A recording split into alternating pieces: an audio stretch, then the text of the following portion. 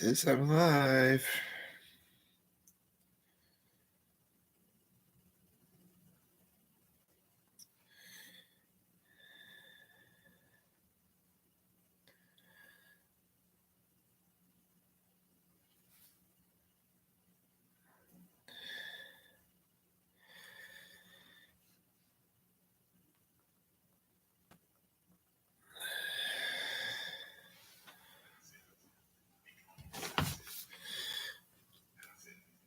Mr. Neil.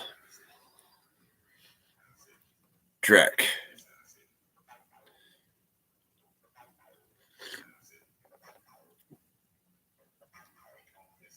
Mr. Joe. What's happening, Mr. Joe?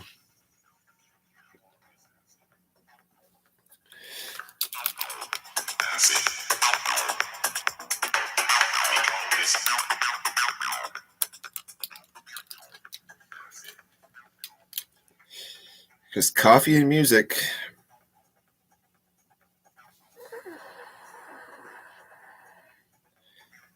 Dialysis, eh? Fuck.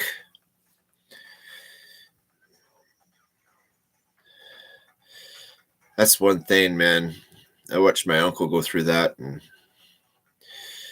hat off to you, brother. That's no fun.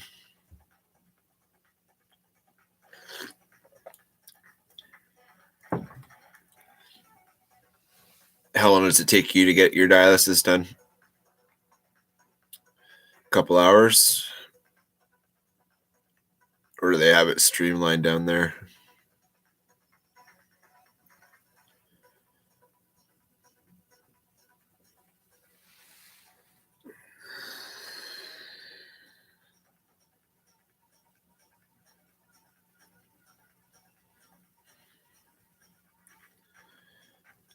Well, Joe, I offered it up to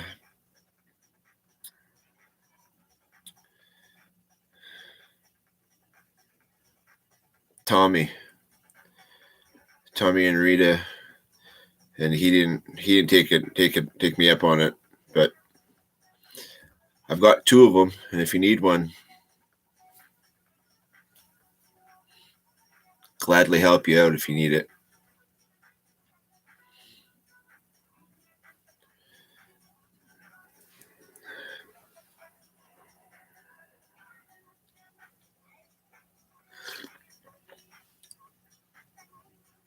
I had me scheduled for 4 hours, but it got 3 because I'm doing well in my numbers. Oh, that's good. That's positive news. I'm glad to hear that, Joe. That's really, really good.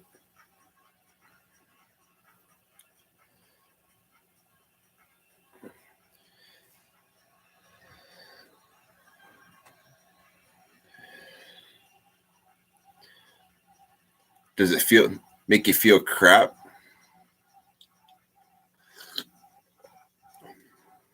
Offers on the table, man. I don't know how we can make it happen, but if you need it, I've got two.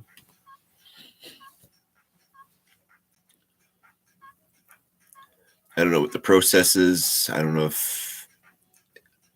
how it would work, but if I'm a match and you need it, if I can help anybody out with something I don't need,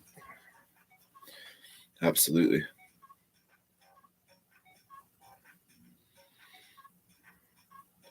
Are you having a good day at least? Must feel good to know that they're kicking you out early because you're doing exactly what's expected and your body is taken to the treatment. Do you have to do it weekly or monthly, or how often you get your transfusions?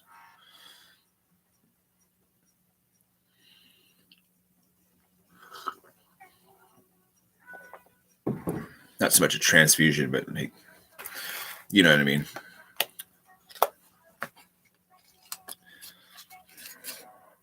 Oh, put the fucking patch on. I don't need one. It's just gonna have a smoke because that's the first thing I do is I get a coffee, have a smoke, light a cigarette. But I got a patch on right now, so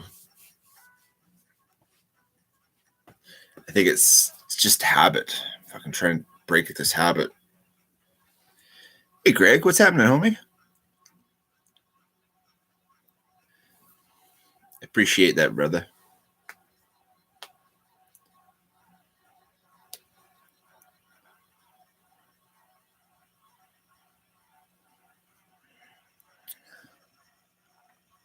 Hope you're having a good day, Greg. Oh, yes. Gotta love loud music in the morning. Lost my wife a year ago. In the month half after I had to start dialysis, according to my doctor. But I should have got a second opinion. She's all about the money, so bad. It's a U.S. Rena. The same brother, they're really pissed off at me because they want me there 4 hours, 3 times a week, Tuesdays and Thursdays and Saturdays.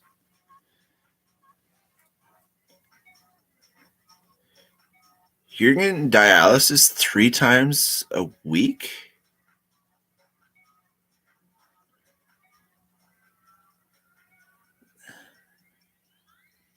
That doesn't make sense to me. Why would you get dialysis 3 times a week? Okay, I'm Googling that shit because that doesn't seem right.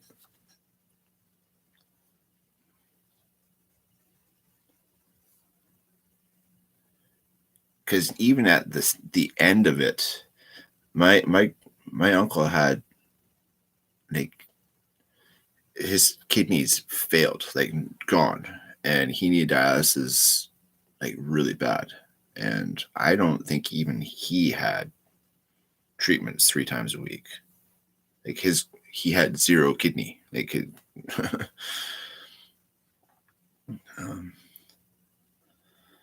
often does one need dialysis? How do you spell that name again?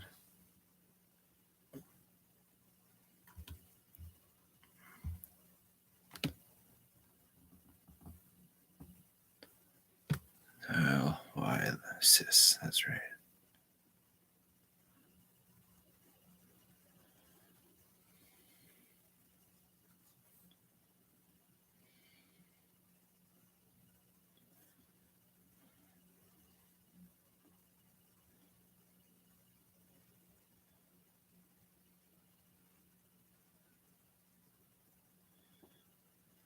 Oh, okay. Maybe it is.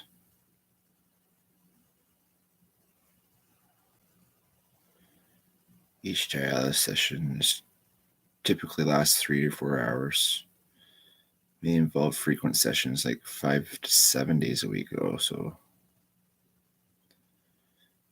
standard treatment is three sessions per week at a dialysis center.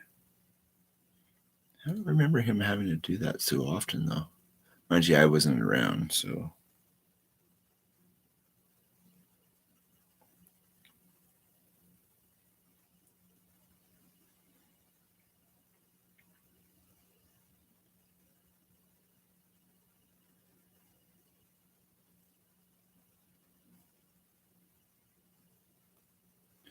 Oh, shit, eh?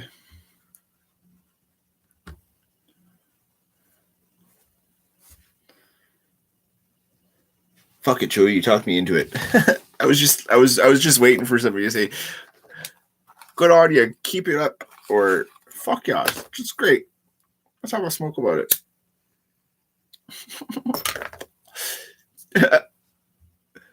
No, I've actually been up for since 6, so I haven't had a cigarette since 6, or I haven't even had a cigarette. So it's from 6 till, what is it now? Almost 8:30. That's actually pretty good because I usually just smoke. So that's pretty good. So it is kind of taking the edge off, but I just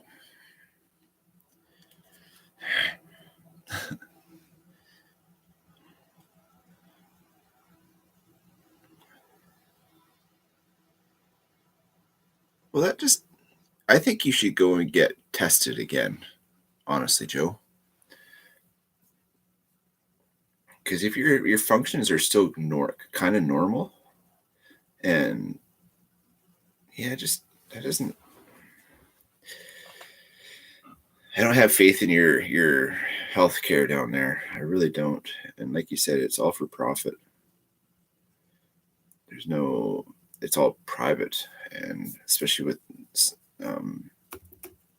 stuff like what you're going through, that's all private stuff. So just ain't right, man. Just ain't right.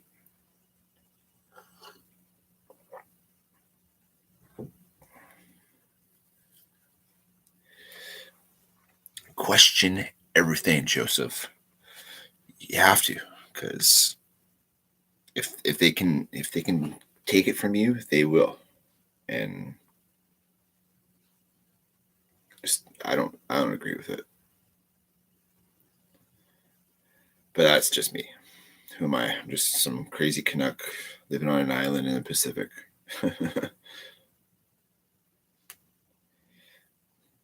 That listens to Dom Dalla.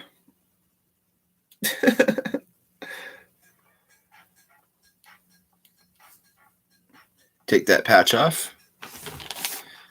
Okay.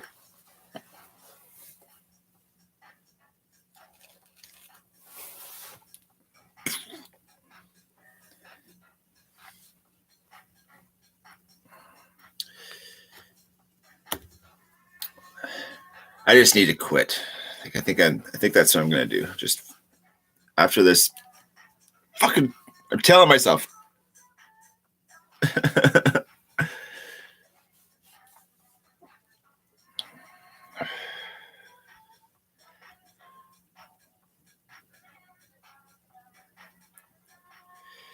Try to quit smoking. He left the patch on. I think he had maybe 3 cigarettes. I had to go through hospital. Oh shit. See, that's what I was told. Like, it can get you really sick if you smoke, but everybody was like, it's fine. Even the pharmacist said, I mean, if you're gonna smoke a whole pack, don't wear the freaking patch. But if you're gonna have a smoke here and there, it's kind of like it's like those well, the lady at the pharmacy says, like, if you're having bouts of like you feel like you're gonna bite your face off, you can have a cigarette here and there, but like if you're gonna continuously smoke, patch is not gonna work for you. What I need to do is go on a show like alone and like be out in the bush by myself. Hey, Mr. Mike, what's happening, homie?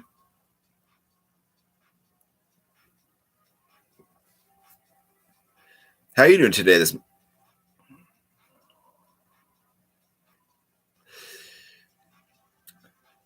But the one thing is I did not wake up. Well, I went to bed at like 2:00 this morning, and I usually wake up throughout the night and have a smoke. So I didn't do that, and I didn't have a smoke until like just now. So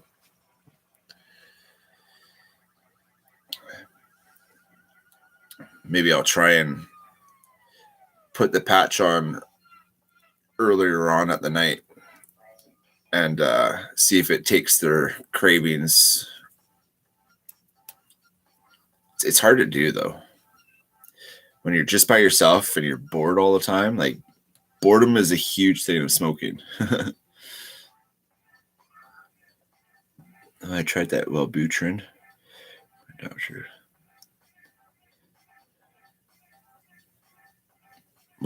Wellbutrin. I've heard of that.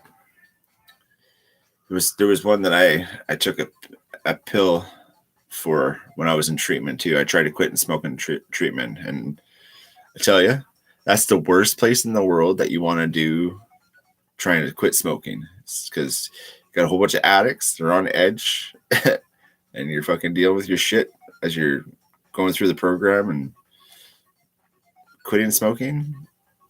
Maybe if that was your last addiction and you needed like a program for it, but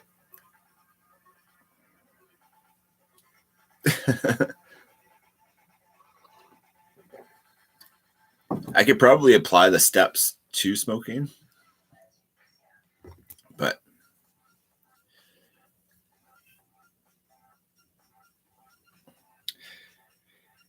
just need to find a different healthy hobby.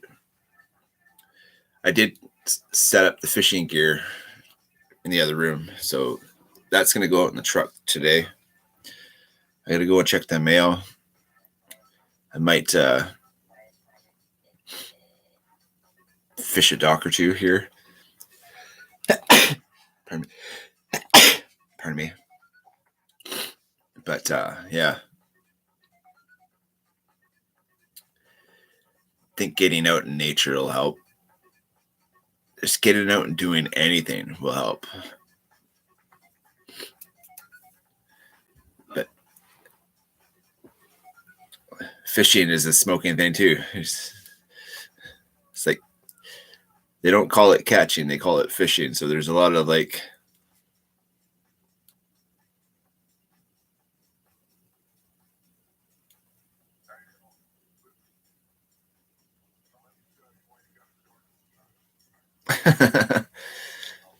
blessings, Mr. Joe. Thank you.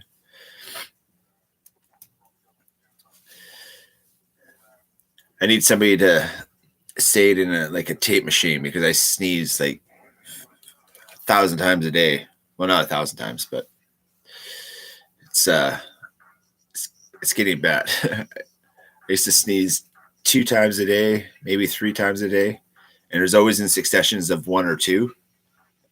And now I'm like sneezing 30, 50 times a day, and it's always in succession of 2. So what the fuck, man? What the fuck? What the fuck?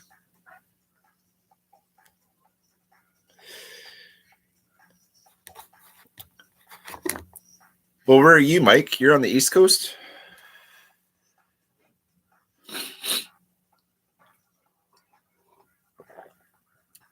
Hear this. I'm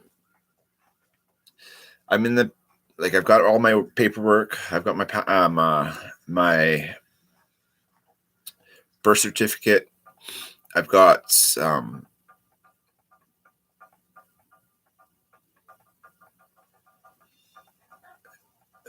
Ohio. So you're close to Michigan. I'm working on getting my passport, and I want to be in Michigan this summer. I want to, it's my goal to be in Michigan for the summer. And I want to see Pops. I want to see Grumpy. I want to see Kyle, Mr. Carl.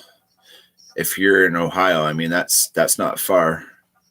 What I want to do is drive from the island to Ontario and jump over the bridge there in Sault Ste. Marie, I think the bridge is, and go and spend a week or 2 or 3 or 5 just hanging out with you guys. But I guess we'll see how that works. Knocking on wood right now that it's gonna be a thing. Grumpy ain't far from you. I'd love to be up there with you. Going in the words. Hey, I know where Sam Squatch is. I'll stop by there today. Take a video for you.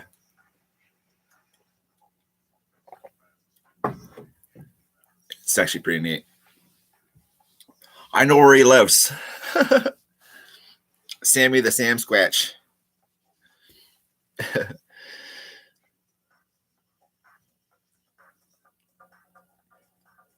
Yeah, he's not far from you at all, eh?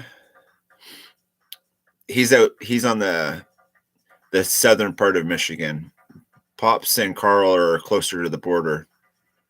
But even if it's like if I'm making my way like 4,000 clicks, you guys are making a 2-hour drive.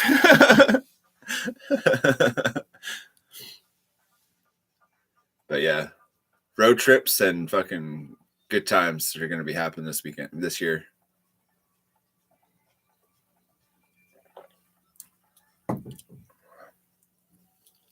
He's in Jackson, Michigan area. Okay.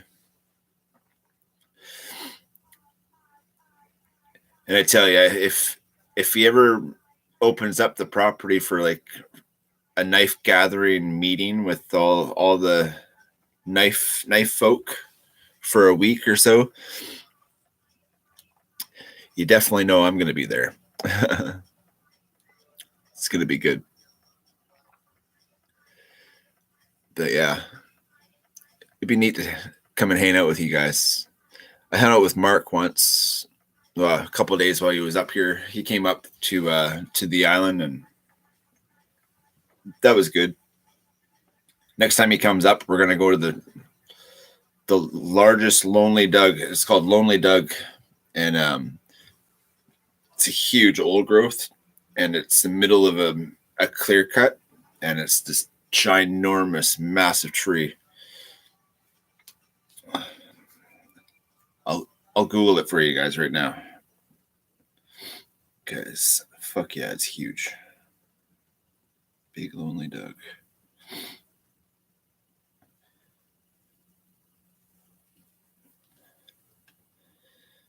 You can see the clear cut and everything, but all those little see where you can't see all no other side reversed. It's reversed. Let's hold it on this hand. So these little trees right here are like the size of the trees out in front. So those trees are fucking huge. And that big old tree right there makes them look like toothpicks. So that's the Lonely Doug. He's in he's close to Port Renfrew. And I tell you, that tree makes everybody look real small.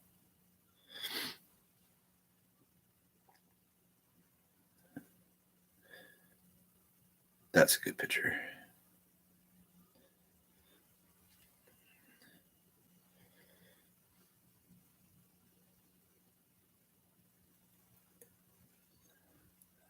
It's a beautiful, beautiful freaking area. I live in paradise. I really do.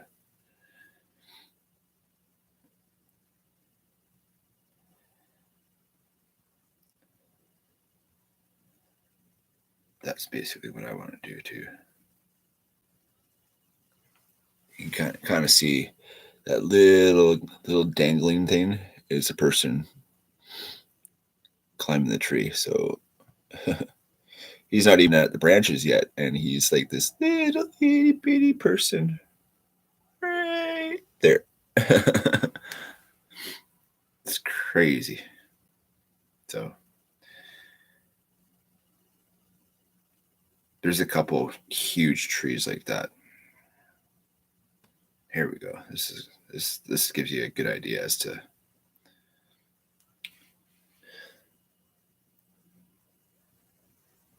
I think it takes 15 people hands out to get around the whole base of the tree, hand like this. Big fucking tree. Big BFT.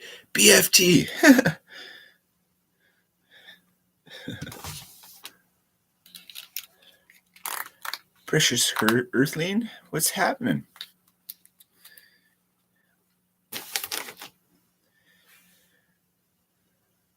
Hope you're having a blessed day. Happy Tuesday to y'all.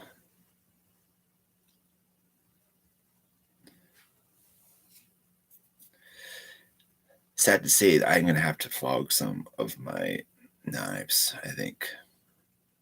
If anybody's in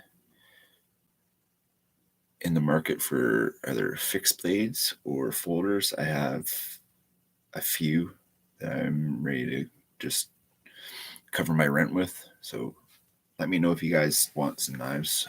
I'll make a list of what I would kind of let go of.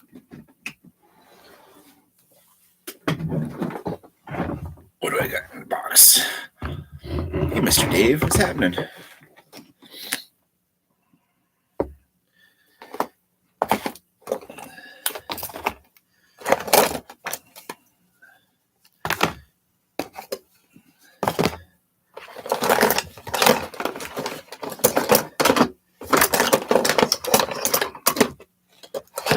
Or if anybody wants a ferro rod made, I've got some ferro rod stuff that I can put together and make ferro rods for.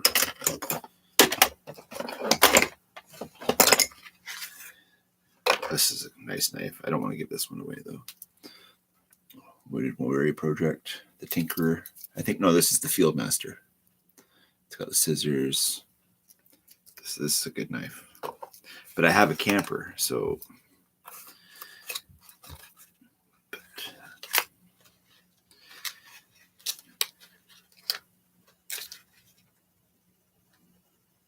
Oh, that's the wrong box. This is not for it.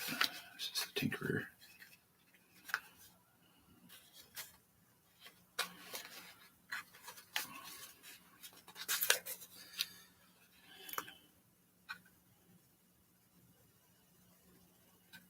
Yeah. The Tinkerer. But I don't think it is. I think it's the Fieldmaster. Because it's got tools that like the package hook, the screwdriver, can opener, bottle opener. No, it doesn't have the bottle opener. Can opener, screwdriver, scissors, saw, big knife, little knife. One thing I love about that is one of the best tools that Swiss Army knives come with right there. Those saws are just, they work. But I really think it is called the Fieldmaster, not the Tinkerer.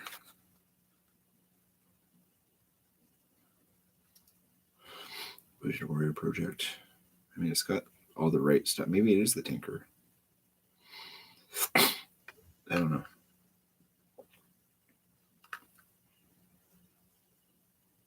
All I know is it's a great knife.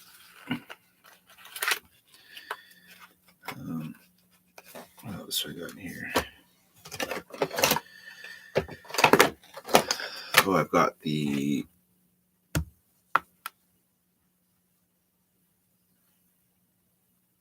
Cat's mountain lion fixed blade. I've got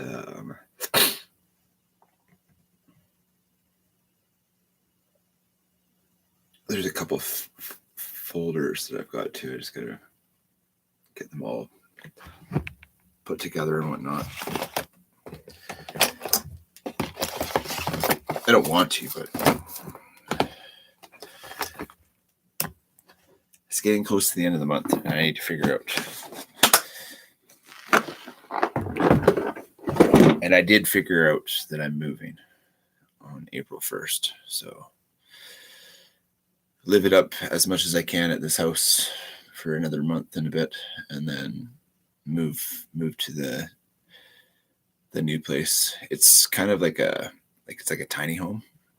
It's kind of like a tiny home. It's actually really cool. It's all set up and everything ready to go. All I need to do is move in. But it's a big downsize, like from a 2-bedroom, fully functioning, huge house to like, I mean, I like the open concept of it all. So it's like basically open floor plan. It's like a big, huge bachelor pad. I mean, it's got, I think,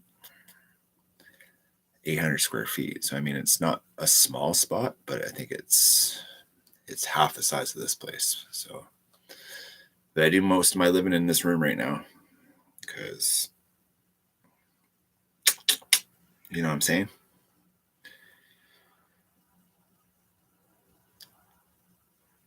But it's beautiful, and I still have the elk, and I'm still in Ebo, and I plan on, like, if I die there, just dig a hole and throw me in the back.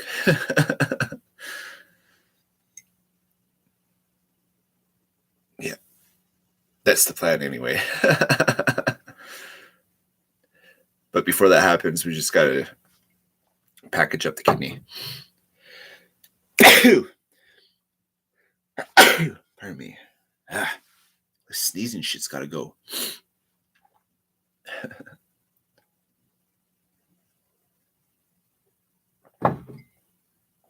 For all those people, even if you're lurking and were here last night, thank you, because sleepless, like less than a slingshot's distance away. Like I can basically see the place from here, so it's not far.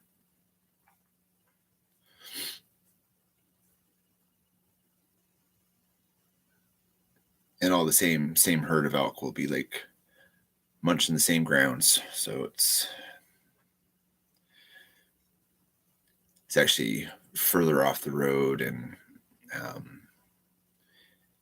joys of being up higher is you get all the sound from the road still, but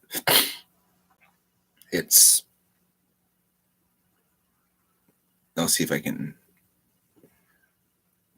do a little video of it. But I mean, really, realistically, I'll either need a roommate for this place, because I mean, technically not really, but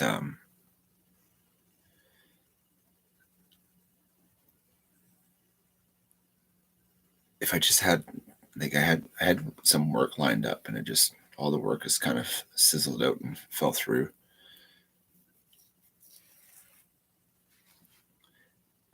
But for the most part, it's I think it'll be good.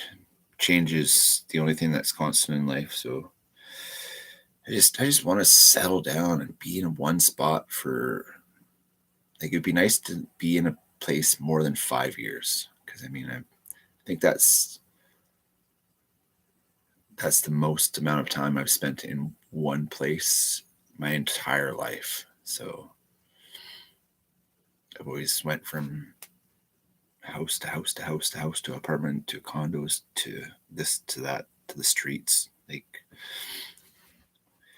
just like to just stay and be like, just have a place, call home. You know, right now it's just a house.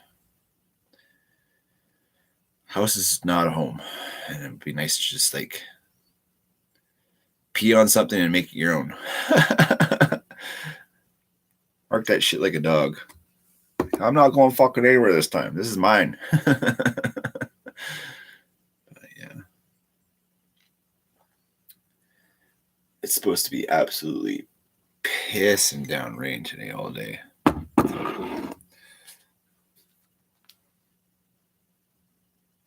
Oh, it used to be 90%. Now it's 60%. Well, that's good.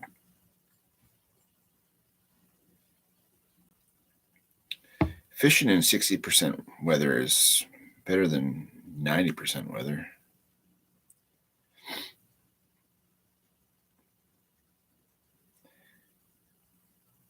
and they're calling it for 5 o'clock to 9 o'clock, 1 a.m., 5 a.m., and all day, all this week is supposed to be raining. But with rain, the temperatures come up, so we're up to like 8 and 10 on Sunday of next week. It's going to be 11 degrees Celsius. So I mean, we're getting into our springtime weather. March is usually the epitome of what I live in, a rainforest. We just went through rain and a bit of snow. It's back down to 8 degrees. And everything is frozen. Plus, we still have 2 feet of the snow on the ground. But we got hammered with snow on at the start of the month, and like because we're on the sunny side, most of our snow is already gone. Like we had some of the banks were like 3 feet, but for the most part, we got a good 2 feet, and let me show you. The back deck was just full of snow, and now, as you can see, it literally has 0 snow on it. So, joys of the sunny side. But the other side of the lake, because they don't get the sun, like the sun dips down past the hills for most of the winter on the Honeymoon Bay side, and if it's snowing here, and they get the snow first because Pacific is on the other side, so all the weather comes from the Pacific, hits those hills, and it just dumps on the hills, and then the lake, and then we get the leftovers basically. And yeah, we went on the other side not long ago, like when I made that video about the beach, like we were starting to lose most of our snow, and they still have all the snow. So the dark side, stay away from the dark side.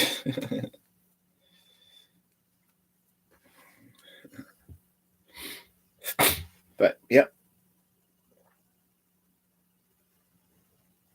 it's going to be good.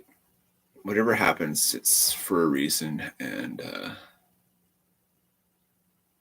you know, just got to do this. Everything's going to be fine, man. But yeah, it is what it is, man. It is what it is.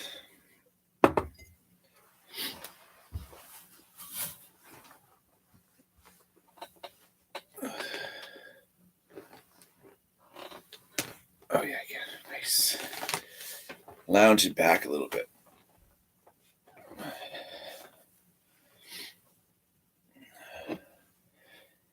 Yeah, we got to like minus 14, I think, or minus 15, maybe 16. With that wind chill off the lake, it gets like when it wants to be nasty and cold, it gets nasty and cold. But for the most part, Yubo's pretty damn good for sure. It's nice to be able to just look out the window, and regardless of the weather, you just know that I still live in paradise. It's great. Tell you, living out here has really made me grateful. I know a few people out here. I mean, I'm not friends with a lot of them. I mean, they're more acquaintances.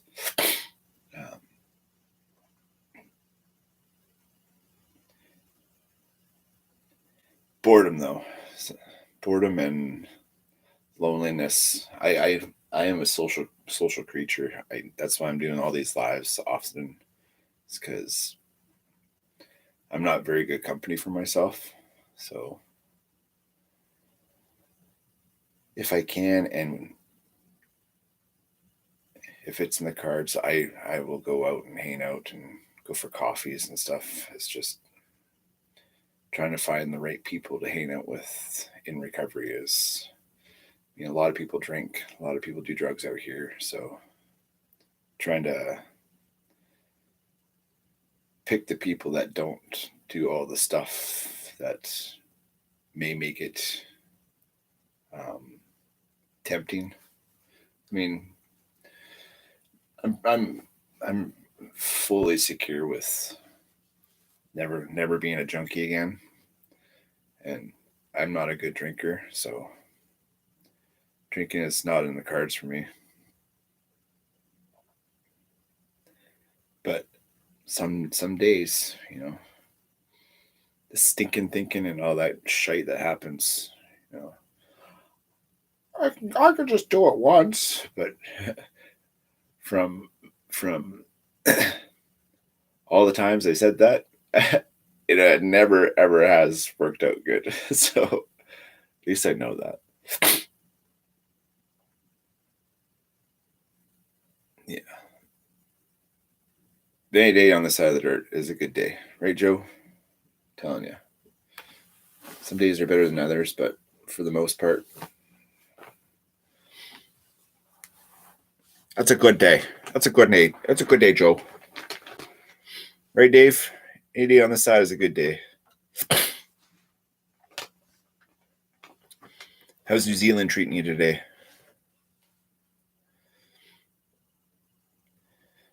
I want to come and do some lobster fishing in New Zealand.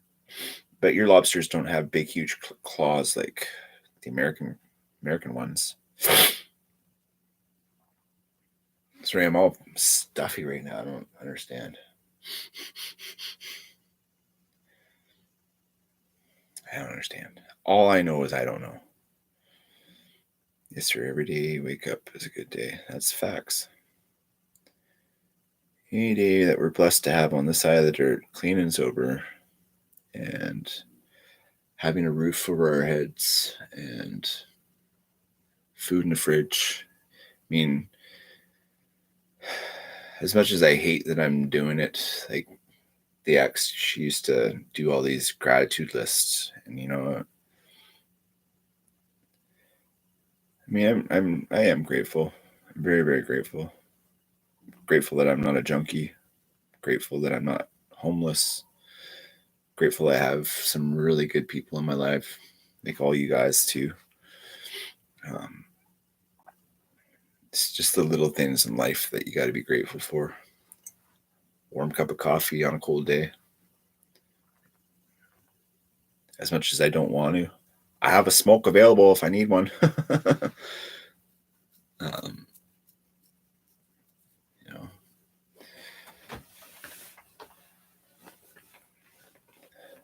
But some days are better than others as well. So,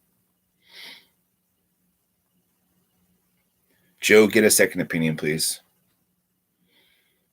Even if you have to piss off your doctor in the process, just make sure that you're not being soaked for shit. That just makes, it's just not good. But I think it'd be good to Trevor, you're not a GI Joe, because GI Joes know, and no one's half the battle. GI Joe. But that's okay. I know that I don't know much. And whatever I don't know, I try to Google. And Google's never right all the time.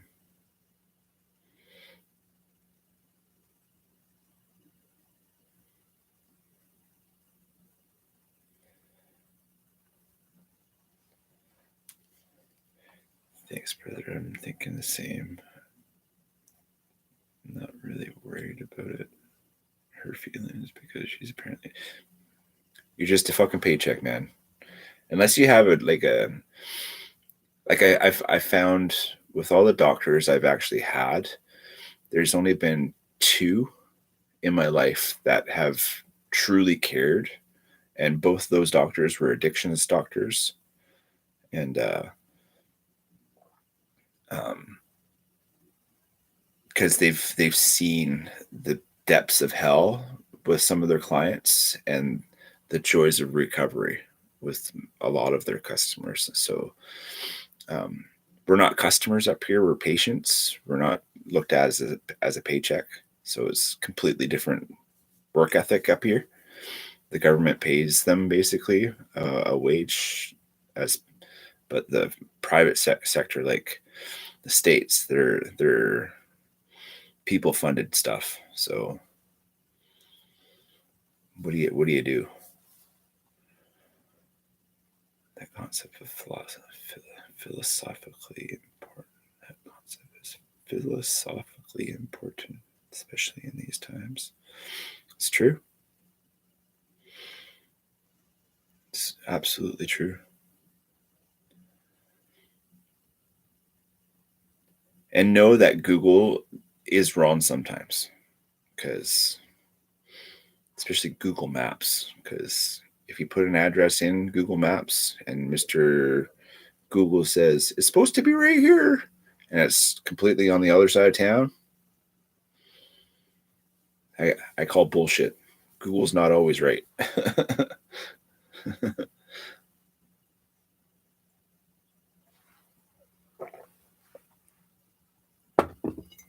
But who am I? I'm just some crazy Canuck living on an island in the Pacific.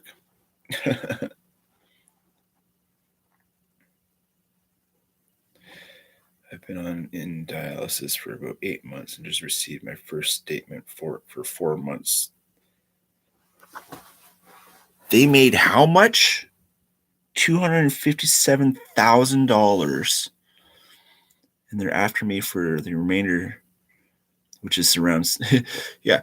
Here's a house payment, like for a whole house with property, but you owe me $6,000 still. Fucking greedy cunts. Holy fuck. Pardon my language, but like that is fucking ridiculous.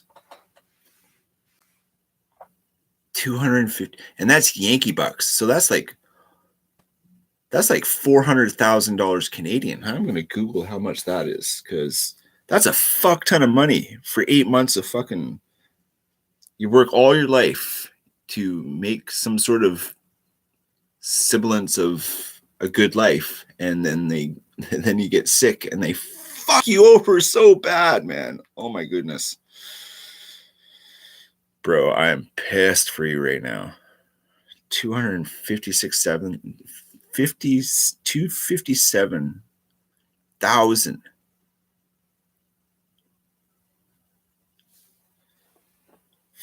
Fuck, that pisses me off, Joe.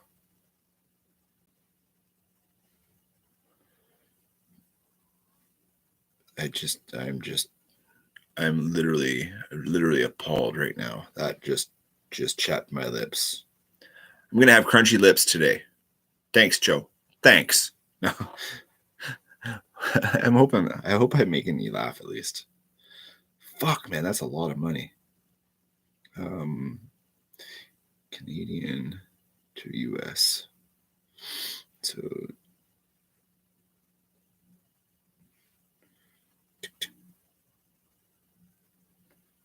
$257, 1, 2, 3.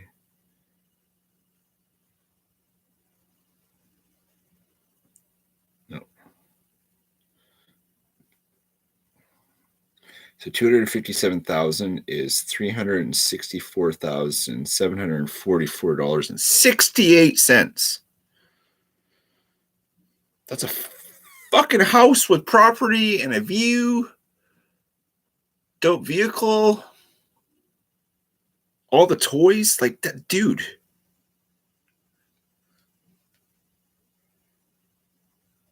Bro, what the fuck?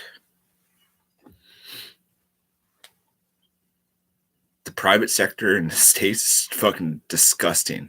It's absolutely appalling to hear that you're getting that much charge. Like, that's what I'm saying. Like, if we become the 51st state, you fuck with my fucking healthcare and the disability stuff that I receive, it's not going to be okay, because like if we have to end up paying stuff like that for something that the government should be helping you with, just not fucking right, man.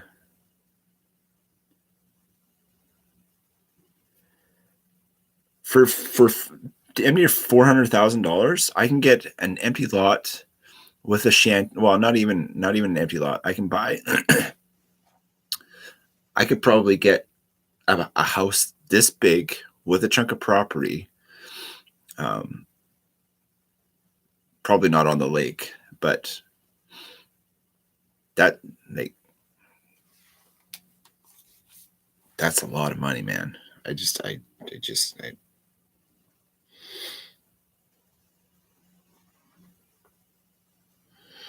This is me shaking my head at your government, because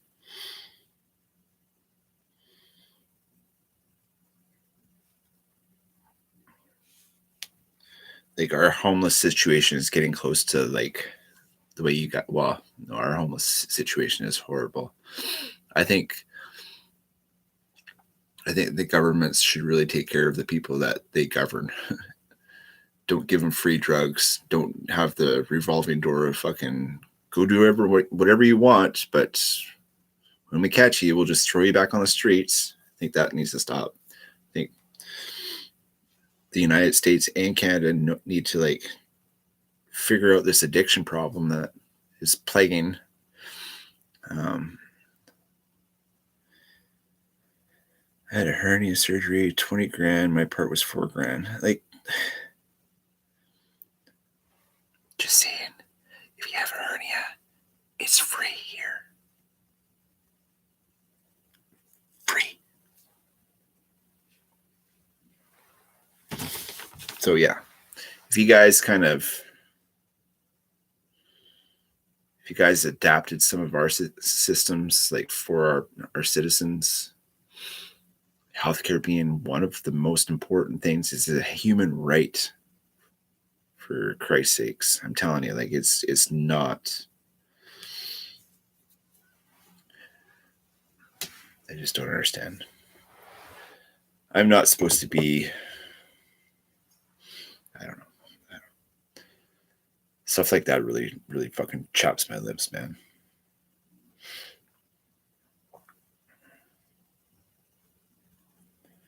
Well, he's trying to clean the swamp up. I mean, if you guys are getting an extra, like if he figures out that whatever government was in charge of all these side projects in the government that are costing you guys trillions of dollars in black projects, that could be a healthcare for everybody. Just saying. Stop funding wars. Like our government's just fucked. Send billions and billions and billions of dollars to wars that we have zero to do with. But the food crisis, the homeless crisis, the addictions crisis, like all these crises that we have in our country are just back burner shit. They speak a good game. Well, we're going to get all more housing and we're going to stop this open air drug market and crime. Well, we'll start being hard on crime. Talk is cheap, man. As soon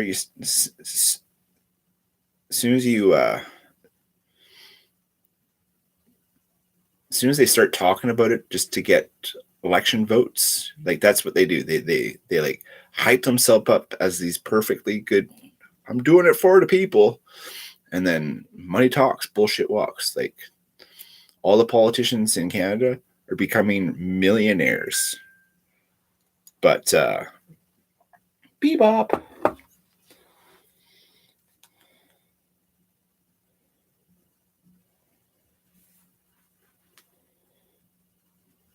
Bebop. Yeah, it just doesn't make sense. We just unlisted our property for Airbnb as soon as we learned that co-founder was just joined the Doge. Healthcare is there to make you sicker, not to heal you. Not to mention all of the chemicals and shit poisons that they put on the. Well, that's one thing I'm pretty stoked for you guys. You got JFK Jr. as the health minister now, and he is on a tear. Like that motherfucker, he's going to be all the dyes and all the processed food shit and all. Like there's stuff that's in all that processed food that's just keeping you guys sick. I mean, I'm a meatitarian. If I could be totally okay with just eating meat and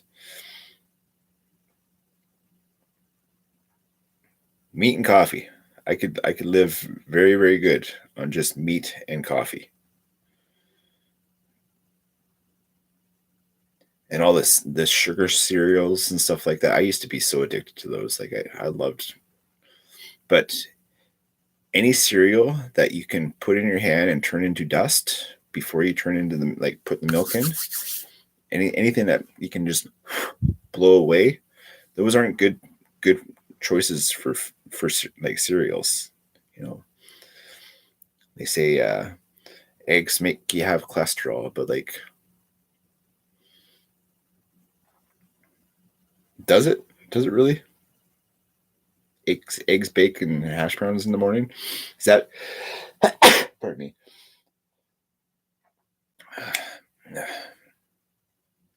I don't know, just doesn't make sense, man. Just doesn't make sense. Like whole grain stuff for cereals, like oats or cream of wheats.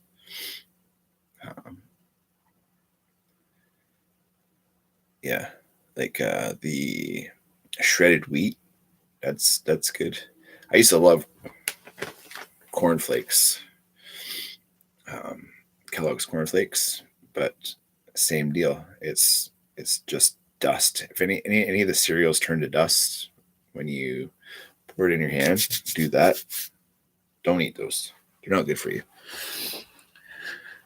And why does a kid need like chocolate pebbles or fruity pebbles or like corn pops? Like corn pops, they're horrible. They make your or Captain Crunch is even worse. That like it rips your mouth, the roof of your mouth, just raw.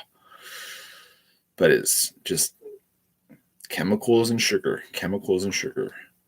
What's that? Chemicals and sugar for breakfast? Okay. No. I don't really usually do the whole breakfast thing. My buddy's been doing breakfast up at his place. Every once in a while, I'll mosey on up. But then I'm fucking starving all day. So like if I eat once in the morning, like that opens up the floodgates for eating all day. I just can't hack it. I'm a one man kind of guy, one meal kind of guy. Got to go back to work, Neil. Well, thanks for stopping by. Hope you have a good shift.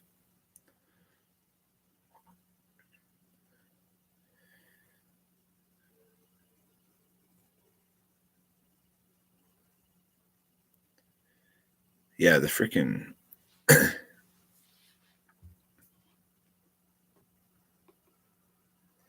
and I mean, yeah, drain swamps. I like what Argentina did. The president of Argentina, he just absolutely dismissed and fired and jailed all of his government, and they're doing good now. I mean, they're not doing great, but they're doing a fuck ton better. Just saying. And like what Bali, or I think Bali did it, where they made all drugs illegal. And if you're an addict, you go into treatment and clean up. Like, why don't we make addiction illegal?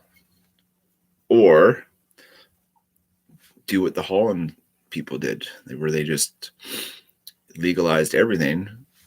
Sure, everything at the start would probably get out of hand. But for the most part, if everything is legal, nobody has that itch to do something illegal. Do the reverse psychology on shit like that. Like, everything's free. Why do we gotta do it now? You know, like, I don't know. I just try and do this.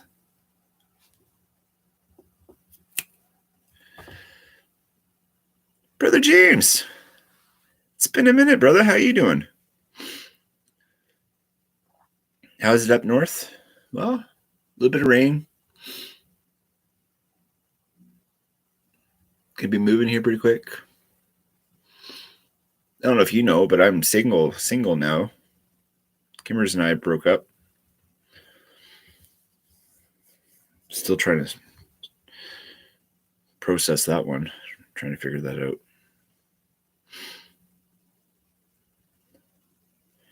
Fruit. They're fruit. Fruit Loops, not French Loops. To Fruities. Toucan.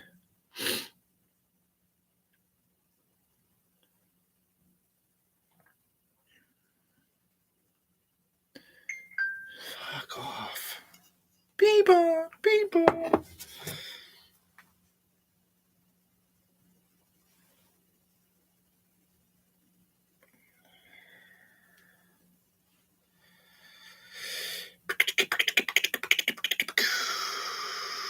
Apparently, Mom's doing good at her new spot, so that's really good.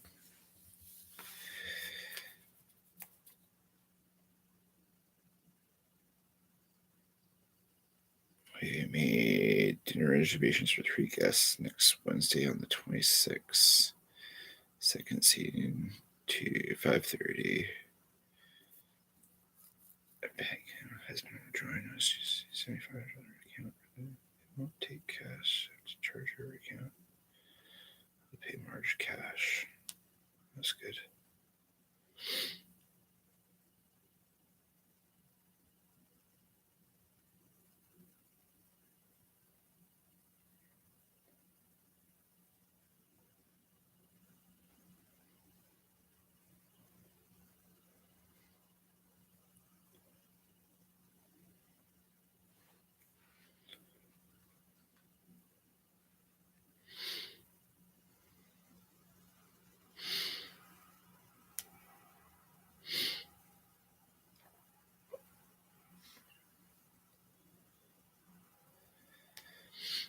Oh, I'm glad that Mom's is doing well. I knew it was, yeah.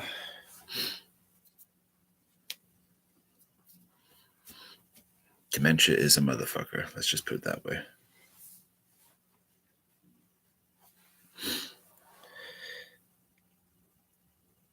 And how is it warming up there? It's 10 degrees Celsius down here with snow. Oh no, it actually warmed up a lot. We're probably right now it's probably I'll tell you. I think it was 5 degrees earlier.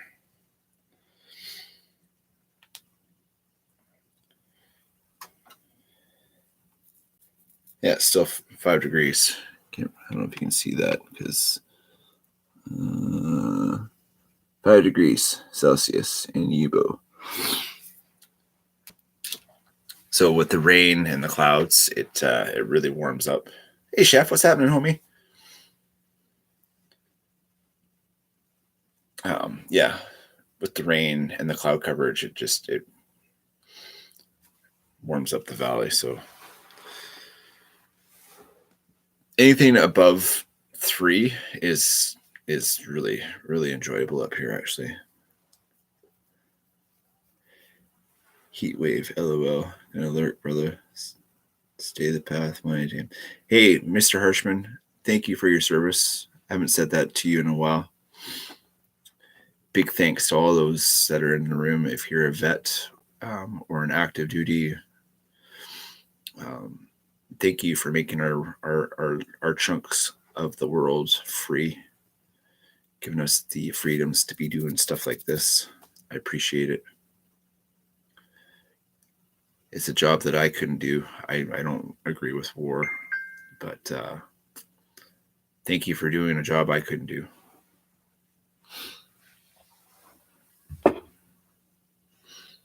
It's one thing no. Doesn't matter how much you could pay me. Just not enough. Just not enough. And all the people that I've talked to, out of say like say if I pulled 50 people that have gone through the whole basic training right through their tours and whatnot, if they had the opportunity to not do that path, 90% of them would not do that path. I mean, there's those straight up GI Joes that want to do, be all you can be in the army. Those guys, like, fuck off. Beep-bop, beep-bop, beep-bop, beep-bop, beep-bop, beep-bop, beep-bop, beep-bop, beep-bop. Yeah, okay, I understand. You guys are awesome and stuff, but like, no, I don't need to hear that. Beep-bop, beep-bop, beep-bop, beep-bop, beep-bop, beep-bop. Crispy! What's good, homie?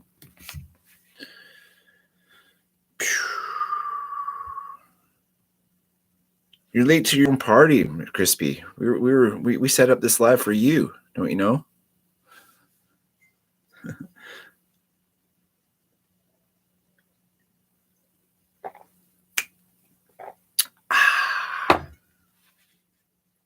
And yes, I'm going to do it again because fuck yeah, I am.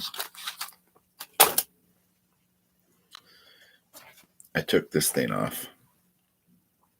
It helped me not have a cigarette in the middle of the night, though, so that's good.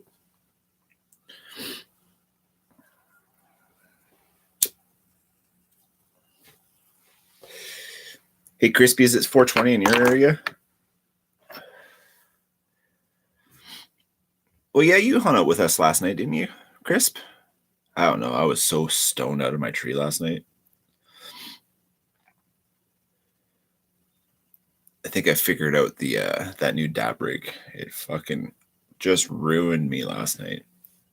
I have edibles too, but they don't really. Oh yeah, I did those drips, liquid THC too. Man, I was gonna go to a meeting last night, but when you've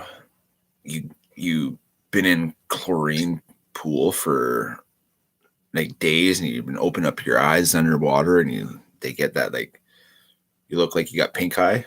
Man, those drops last night made me look like I had the worst case of pink eye.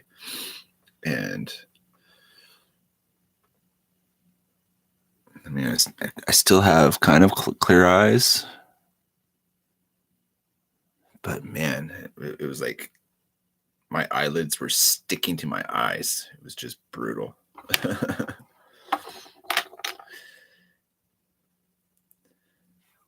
How do you feel about a wake and bake there, Mr. Crispy? You good to go? What about you, Chef? Joe? You guys down for a little? It's got to be 420. I mean, it's 9:22. It's got to be 420 somewhere in the world. I just got to go and get the dab rig. Give me a sec.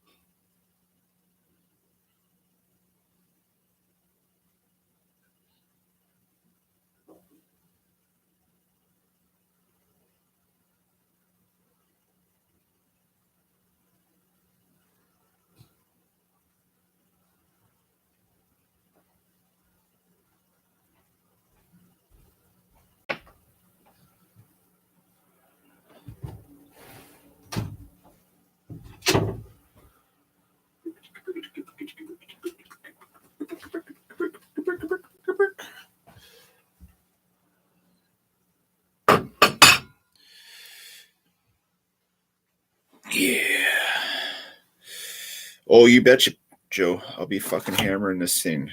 Just give me. I gotta burn off the bowl first.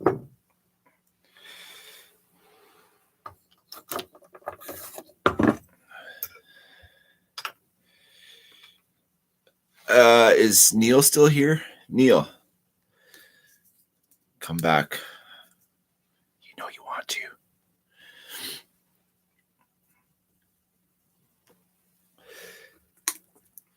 This is one of the knives I'll be getting rid of too. I think Mr. Neil was interested in it, but it's a Cat's Lion Cub. It's made in, well, the company is in Chandler, Arizona. Cat's Knives, and this one was crafted in Japan. XT80 stainless. It's got some girth. Comes up with a nice sheath. But if anybody wants to help the rent fund out and wants a knife similar or this one, I've got a couple more good fixed blades for sale. I need to come up with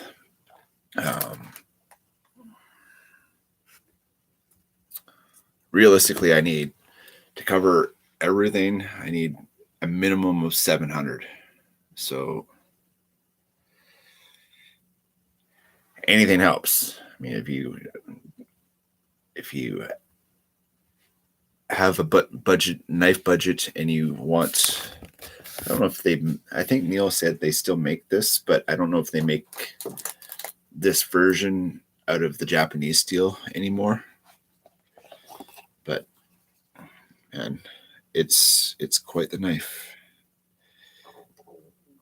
If you know anybody that wants one like this, or it's this one's available. There's a couple folders that I'm going to get rid of. I think there's 3 more fixed blades that I'm trying to get rid of as well. All the people that have gifted me stuff, I've reached out to them like, okay, so I know you've gifted me this stuff, and I will never, if I don't have to, I will not sell gifts. But I mean, if I'm going to be homeless, it's going.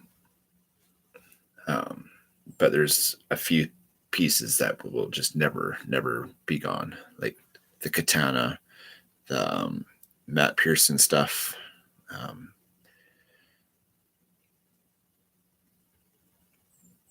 all the wood handled stuff that's been gifted. Like I have a hard time. Like wood and me, like I love wood, but like fighting knives, trench knives, stuff have rubber grips, I won't use it. It's not something that I'm fucking sneezing. It's gotta go away.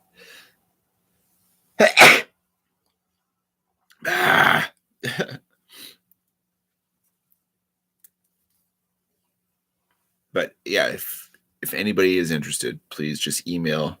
It's in the about section. Make some sort of deal with me on these things. Obviously, I can't get top dollar for them because they're all used. I don't have boxes for 60% of the knives that I have. But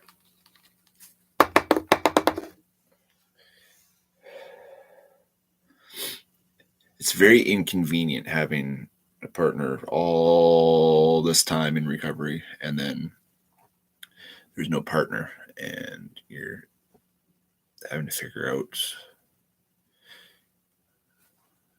the little things in life. Brother Phil,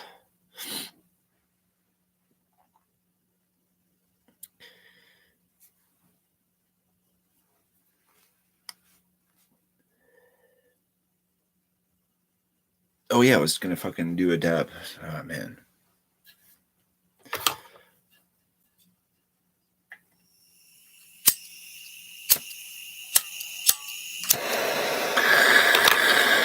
Jet's taking off.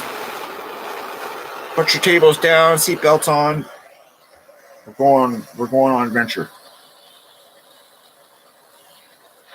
This is your pilot speaking.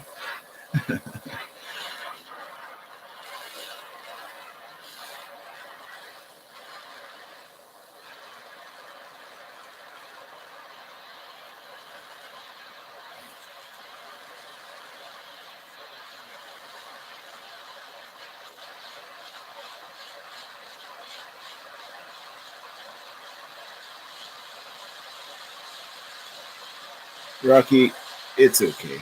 Any day on the side of the dirt. Me and Joe have already figured out any day on the side of the dirt is a good day.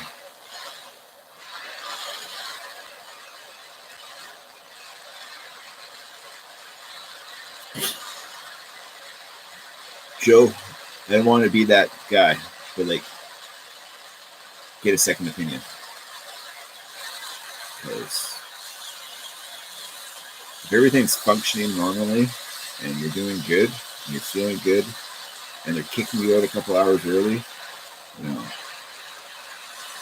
it really seems like I'm pissed that you're paying a house with property and toys already just for the last 8 months.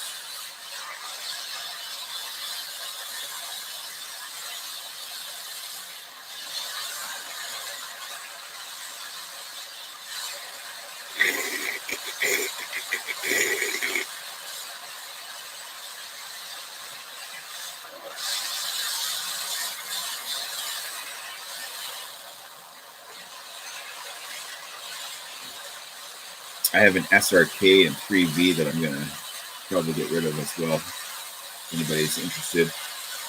It's the Italian one.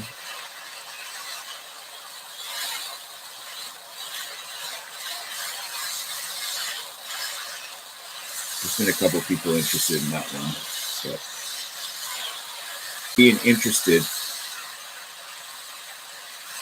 and buying are two different things.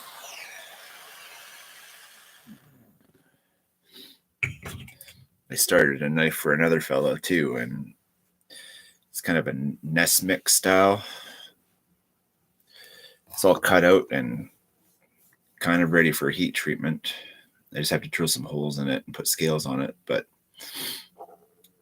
if anybody's in for a Nesmix style knife as well, I've got one 50% built. Just got to put the other 50% of time into it. But it's hard to have the motivation to do stuff if there's no financial incentive to do it. Might talk some bullshit walks, as they say.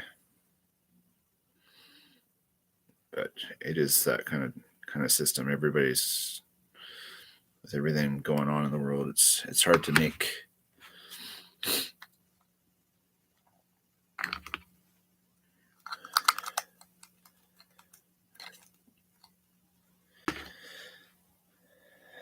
and that's just me. There's 13 other people there at the same time. I'm so happy. So I don't do it. I am. At the same time I am. So they do about $40 or 40 people a day. And what does each session cost you a day, Joe? Have you broken down those numbers?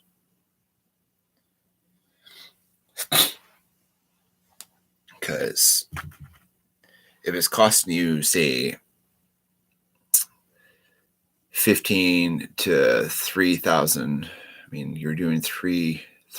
Well, we can break it down. Just divide it by 3.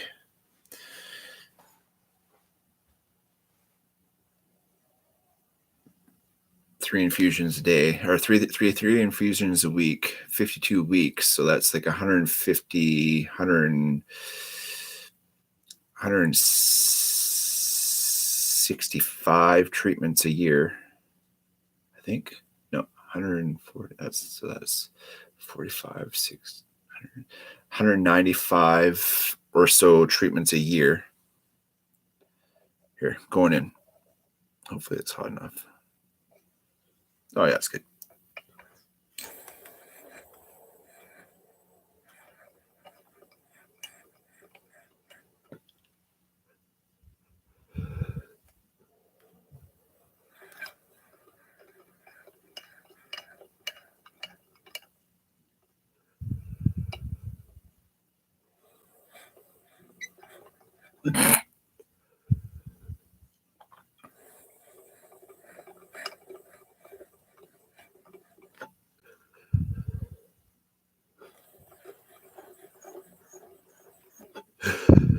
Ooh. The colder dabs are the easier ones to do. Starting to get the system down pat with this fucking. Oh, wrecking the place! Fuck, guy's fired.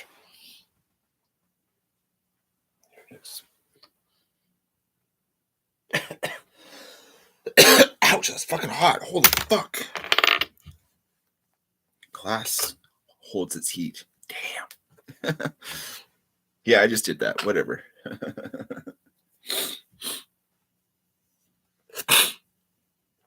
Oh, good morning.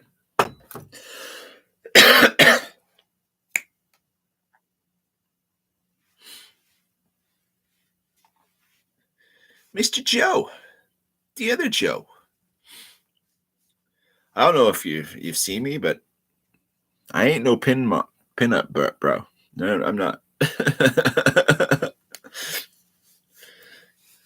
Yeah, I am. Come on, look at this. Freezing your ass off. That's horrible.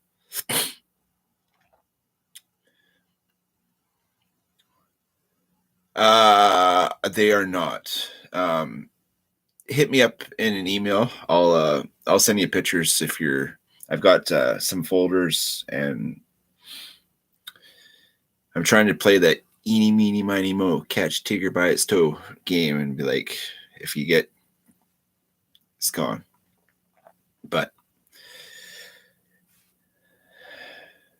I mean, even just flogging that sword, if I needed to, that would basically cover everything.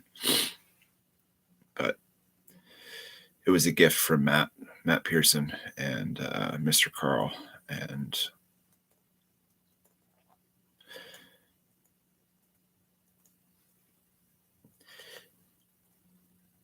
I mean, if Matt was still around and whatnot, he would say, hey, just get rid of it. But I can never receive another gift from my homie. And out of all the gifts, this one means the most, I think. That one and the Bark River that, well, there's two Bark Rivers that I'm very much attached to. The Bark River Bushcrafter, that's basically my grail knife. Like everything about that knife is like exactly what I want in a knife. And then I've got that Bark River Teddy 2 with the stack leather in A2 steel, and it's, I don't know how or why or anything. I try not to like think about it, but like there's no way in my lifetime with the funds, like they all have. I'm just so grateful. Things to be grateful for today. This knife community has blessed me with so many really cool gifts, stickers, patches, knives, stoves, like gear, like the amount of gear and bug out stuff. Like my bags, all my bug out bags, like there's something from every aspect of our community in my bags. So if I have to go and bugger off, know that some of you guys have really helped me out with that bag, and I know I could do all right in any circumstance with the gear that I have.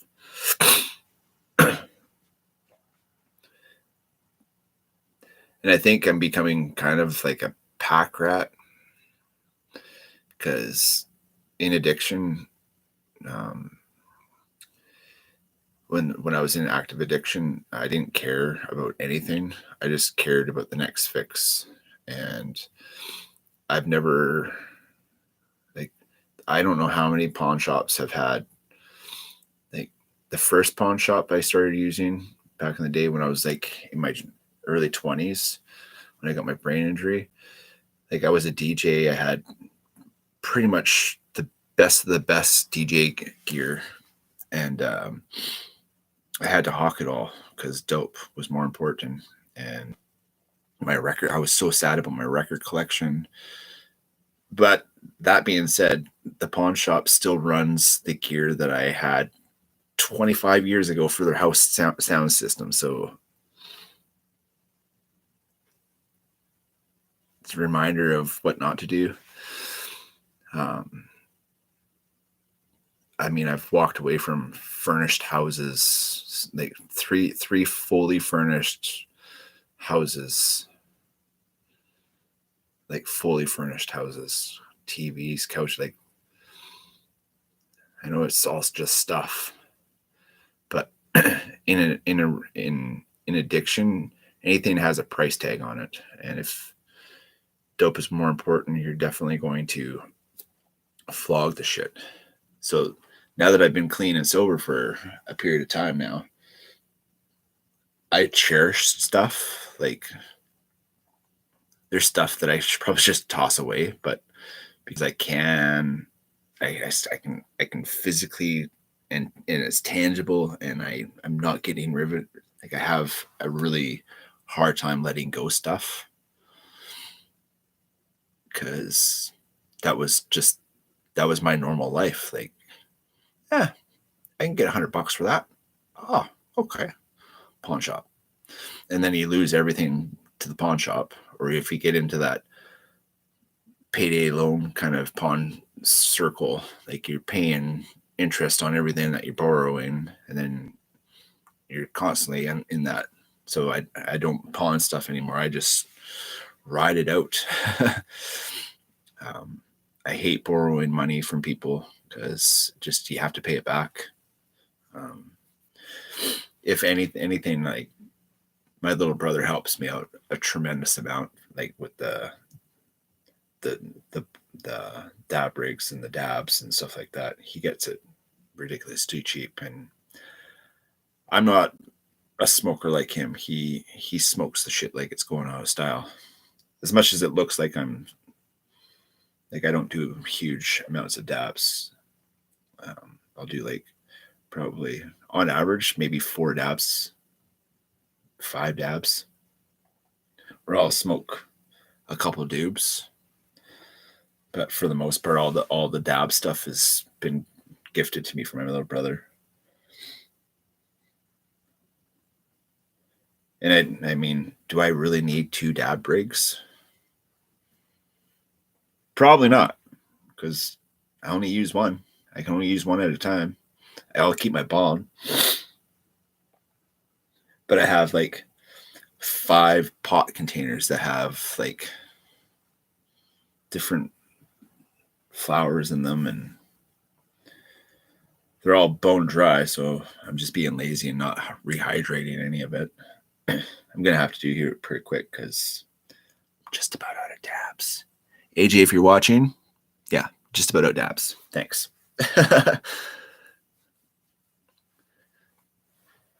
But yeah.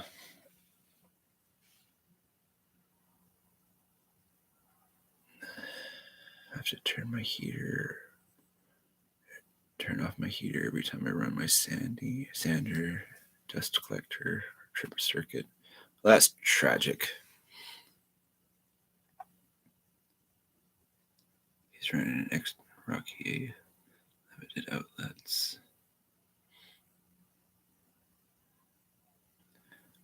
Well, that fucking sucks, Joe.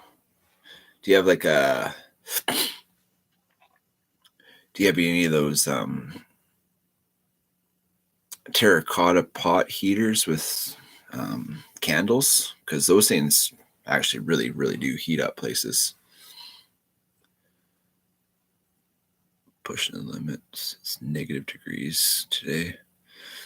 Yeah, and when you guys say you're negative degrees, I mean, it's like, that's in the minuses for sure for us as well. Because you guys are like 10 degrees each way on us. So if it's 20 degrees, it's 0 here. But if you go 20 degrees or like, I think 10, I can't remember how I got to figure out that my mathing as far as metric standard and kilometers, miles, and Fahrenheit, Celsius.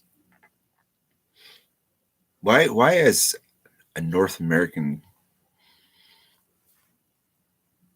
do we not have just a standard fucking measurement? Either stick with miles or go to kilometers, millimeters, inches. Fucking minus or plus. 0 should be just fucking 0. I don't know. Riddle me that one, Batman. I need more coffee. I'll be right back. I would usually take you with the tablet, but you're on the laptop right now, so give me a second.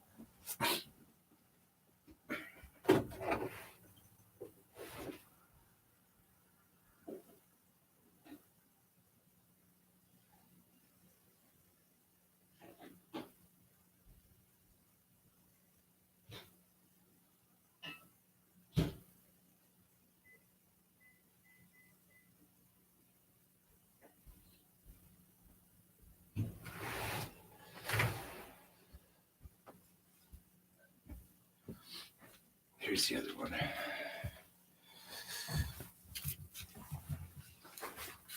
I won this in a giveaway, so I'm not very much attached to this. Well, I am attached to it because of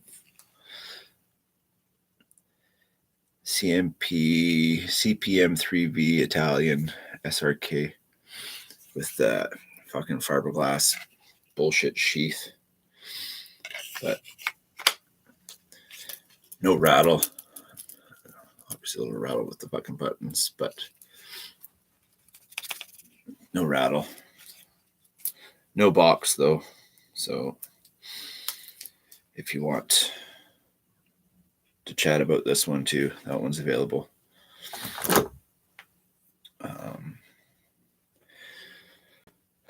There's 1, 2, 3, 4. Yeah, there's knives available. I don't want to sell them though.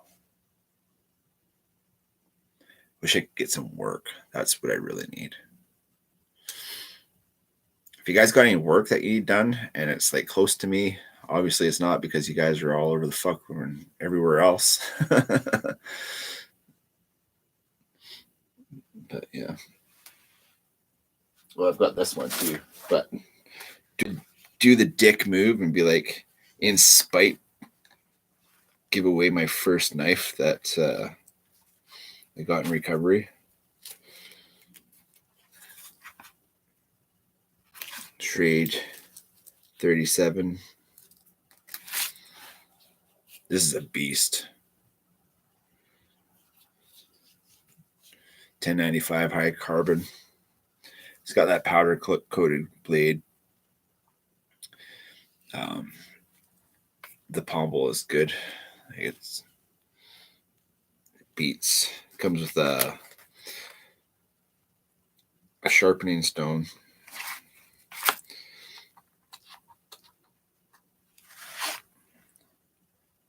Little touch-up diamond stone. And a ferro rod, but How do you give somebody a used ferro rod? So you'd have to get a new ferro rod with it.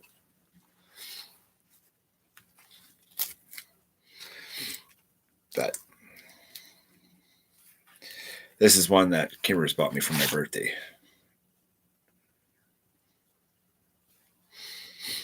I wouldn't. Spite move. Just give it to you. Give it to you. Fuck. No.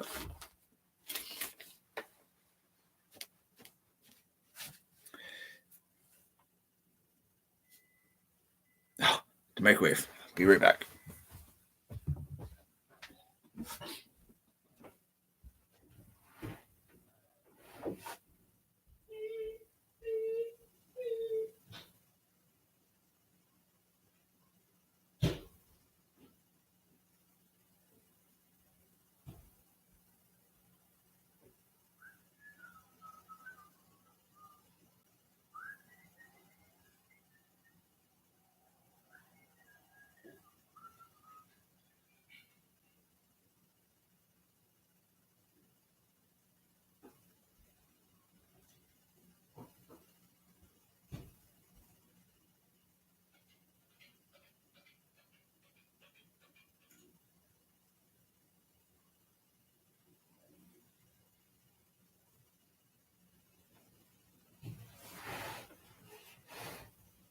Ouch, fuck, that hurts.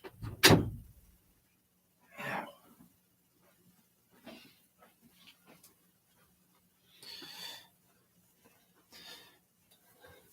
The door decided that it needed to kick me in the elbow. Silly little door. What are you fine gentlemen doing this evening, this afternoon, this morning? I guess it was still morning here.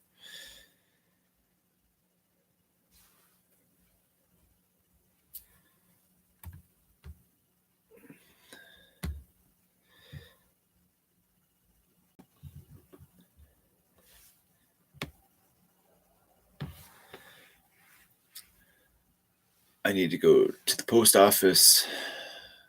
I need to throw a line in the water. I need to sell something. Sell things, some things. It's what's the date today? I think it's the 18th, maybe the 17th.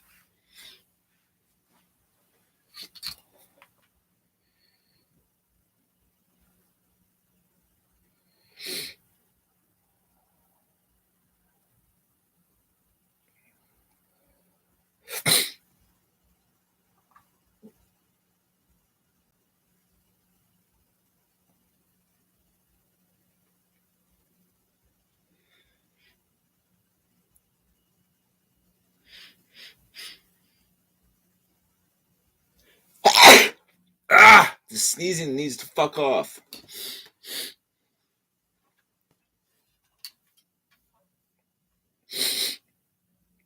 Brutal. Brutal. Sneezing. What's that, Moon?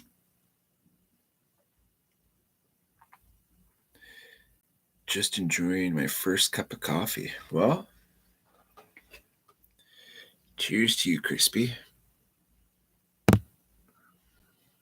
Coffee's good. Oh, especially this coffee.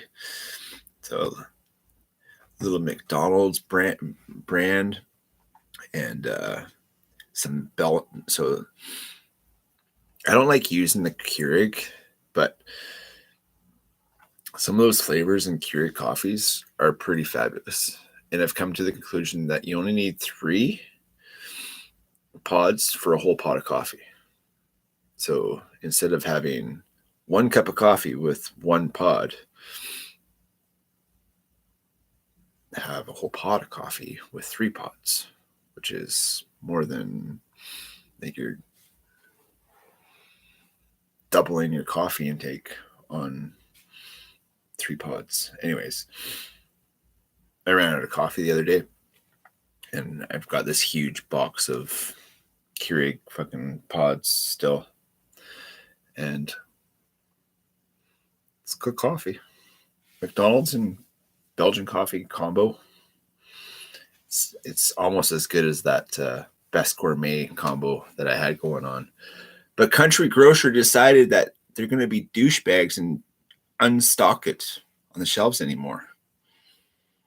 Makes no sense because, sure, get people addicted to your coffee and then yank it away from them. Bastards. I'm going to petition and get them to get it back on the shelves because the combination, I'm sure I can get it at other grocery stores, but that's the only grocery store close to me is at the lake, and it's not good, man. It's not cool. It's not cool.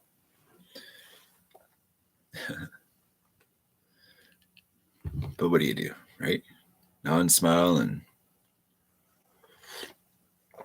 that's hot. Just find it somewhere. I'm sure now that I've got the Amazon account, I could probably find it online and just order it. So I just want it now. I don't want to wait for it. Let me scratch your back.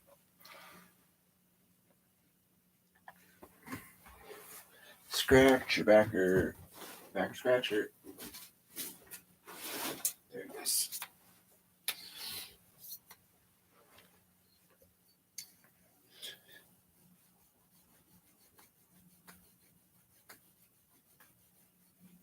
Oh, yeah, it's a good spots. It's a bare necessities. Oh, yeah.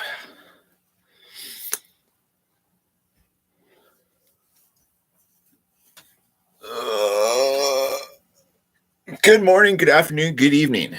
Wherever you are in this floating, spinning rock, aka spaceship, floating in a very, very big world universe full of other big, huge stars, planets, holes, dwarves,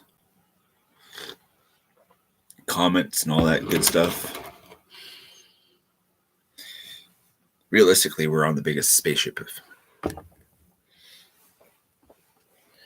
Just happen to be spinning around at like 16,000 miles an hour. Something like that.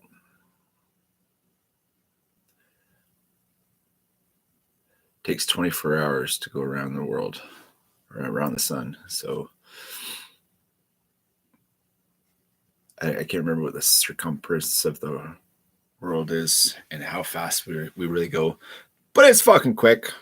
I know if the world stopped spinning, there would be winds that would just decimate the whole planet. Everybody would be dead in like a second, basically. It's true.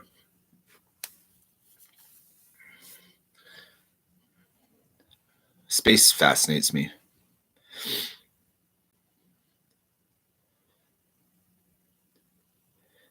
And give it to the man to think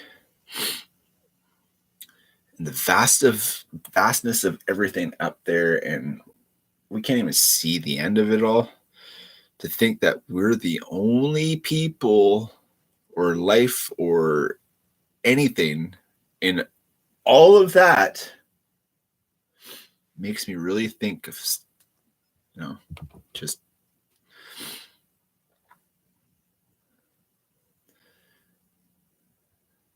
but then again, it always brings me back to like, we live in 2025, the year 2025. And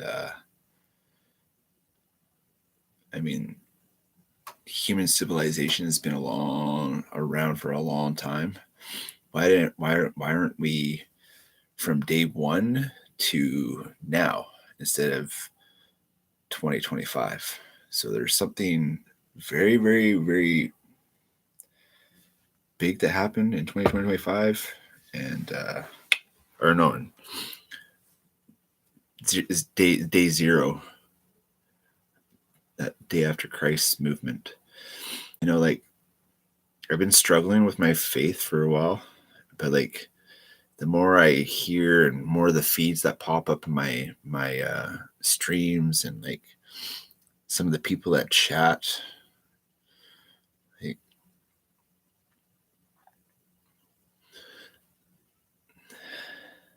I question everything. So like I have to physically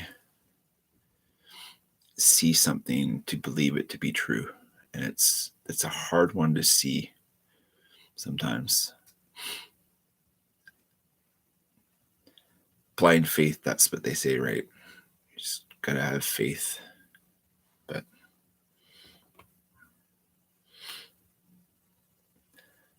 very thankful that I'm gifted another day on the side of the dirt every day. Coffee. And coffee goes great with something I'm really trying to quit, because clearly I'm really trying to quit.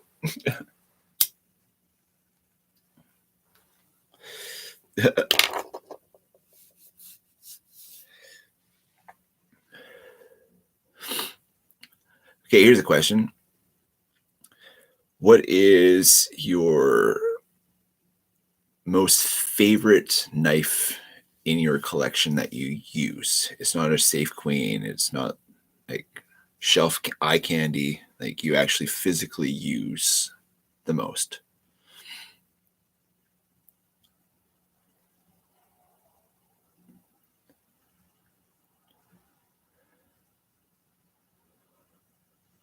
Mr. Hallmark here coming out with the cold cuts. Thanks, Mr. Phil. That's a blessing. Mr. Hallmark. I just called you Mr. Hallmark. You should put that on the fucking postcard. That's great saying. Seriously, I'm not just razzing you. My Gerber Ghost Strike for damn sure. This thing is a workhorse. I have to Google that one. I don't know.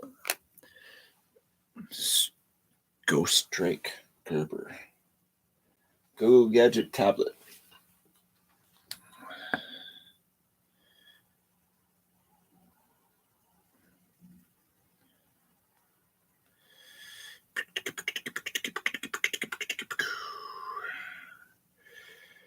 Ghost Strike. I was just going to be Ghost Force.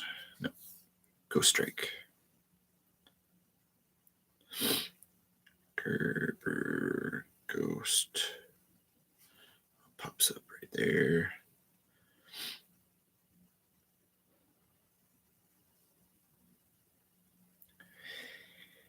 Amazon. It's on to Amazon. Oh, it's the skeletonized one? Is that the one you're talking about? They discontinued it. Oh, yeah. Currently unavailable. We don't know when or if this item will be back in stock. Tragic. And that's how they do it, eh? And how big is it? It's 420 HC. Overall length 6.9. Blade length 3.3.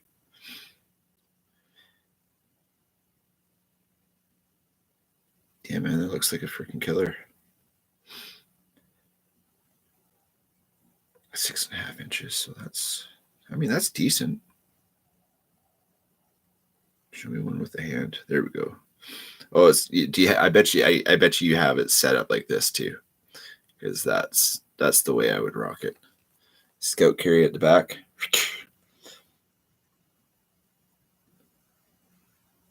That's the way I would rock it too. Because fuck yeah.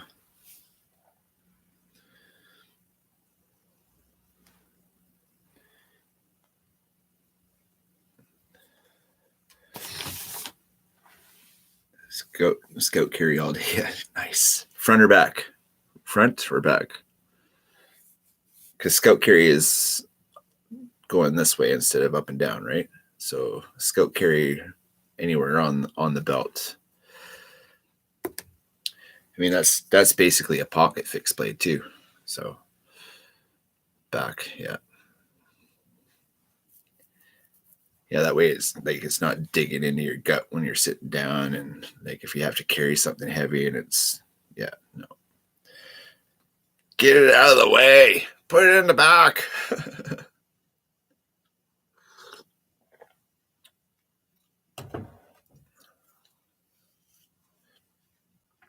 But seriously, guys, if you do know somebody that's,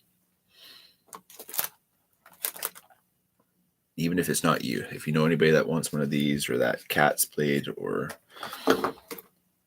any blade for that matter that I have, I feel like the QVC right now. You need this for 3 easy payments of fuck. Telemercial. That's what it is. Oh, what is that happening? That looks like the sun's trying to poke out. You see that? Oh, it's bright. Maybe it is a fishing day.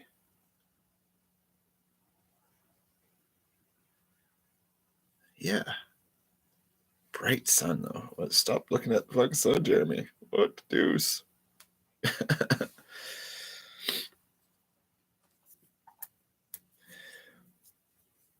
Philly, what are you making at work today? I use my Joey Roman Necker. Sorry, I didn't see that comment, brother. Joey Roman?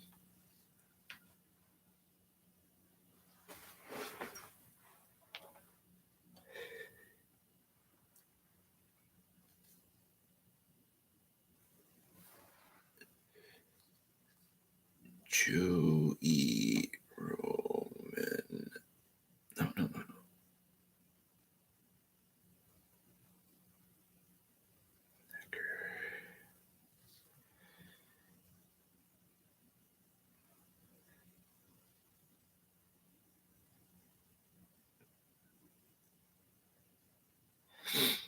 Handcrafted, made in good old US of A's. All right, where's the Necker? Oh, I hate pop-ups. Joey Roman Necker. Oh, it was spelled like that. Neck R.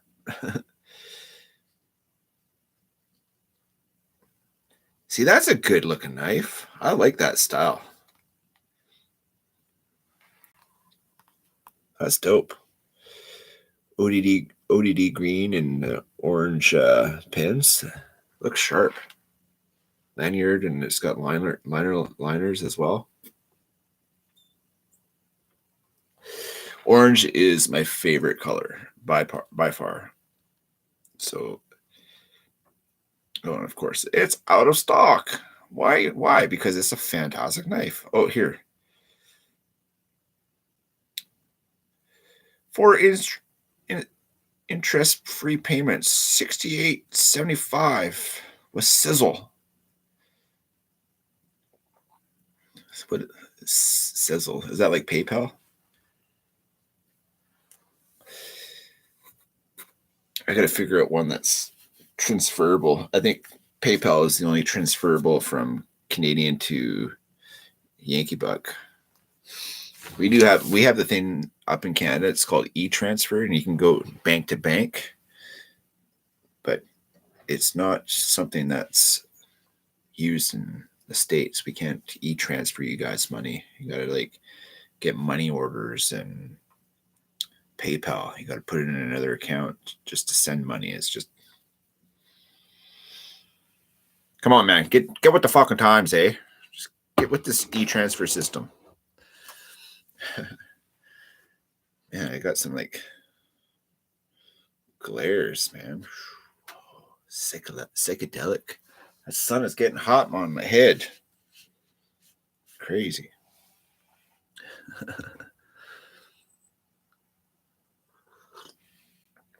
Actually, oh, we don't have enough. Don't have enough juice. I gotta plug this bitch in. I was gonna say, let's go outside. Mind you, I can go out back now. Let's open up the back and see if I can get this out here. Everything's fucking wet as fuck though. So no. And it's got enough, doesn't have enough power to take you guys on an adventure. I should plug the tablet in too because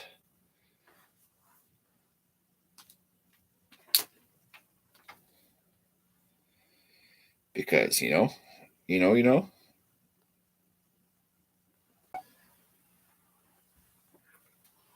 Go gadget arm.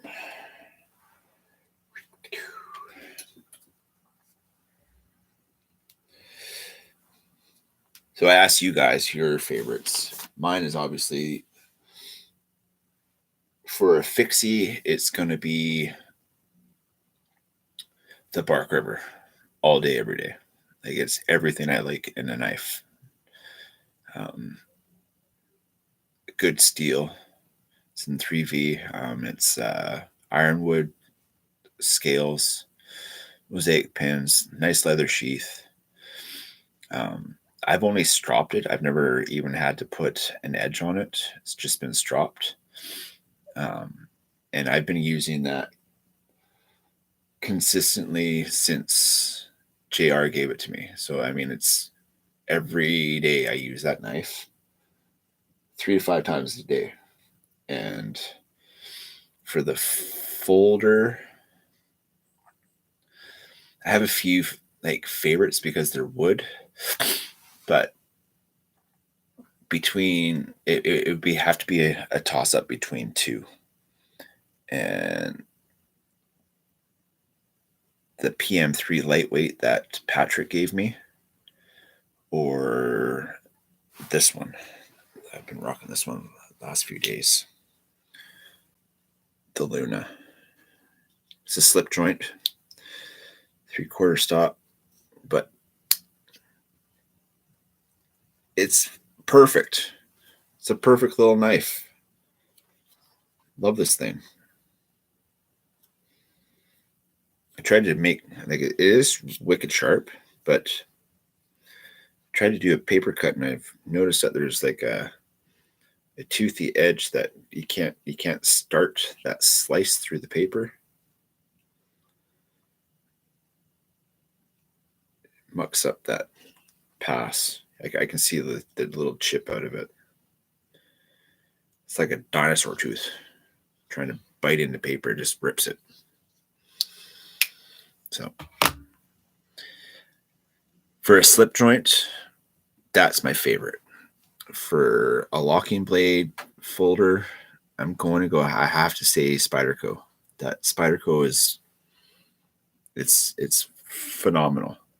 I'm just sad that Iridium thumb stud fell off. I have to like clear off all the epoxy that I had on it and prep where it goes on the thumb stud, and then epoxy it back on. But man, that blade, I think that's probably one of the most used blades in the collection for sure. The Bark River and the Spyderco. Mind you, the Luna's for food prep. This knife is phenomenal. I've cooked many dishes or cut up meat with that thing. Just it's a good. I mean, it's got a smaller blade, but what makes up in size is the sharpness. It stays true and sharp all the time. And the patina that the handle has got, that used to be really, really light, but now it's like the wood is nice and worked in, and it's got the nice wood patina on it. I like it. I like it a lot. Put that back in my pocket before I lose it. So those are my three: Slip, Locker, and Fixie.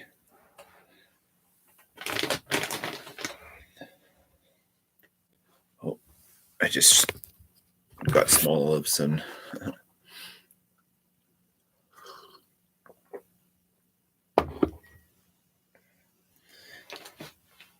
Philly, did you say that what you were constructing up today?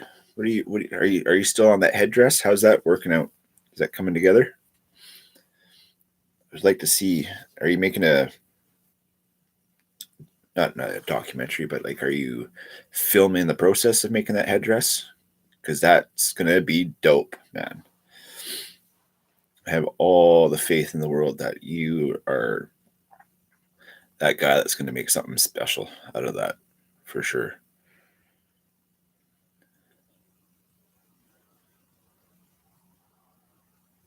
Everybody kind of knows what everybody does, but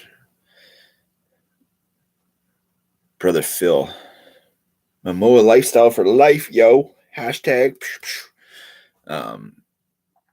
He plays with steel all day.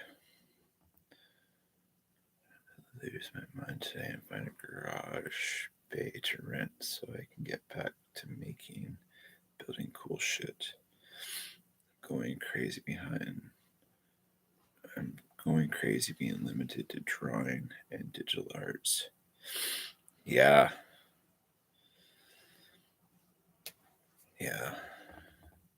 For crafty people, hands-on crafting stuff, I mean, if you can't do that as an outlet for your mental health, I mean, that's Bark River Gunny for Fixie, Spyderco Shaman for Folder,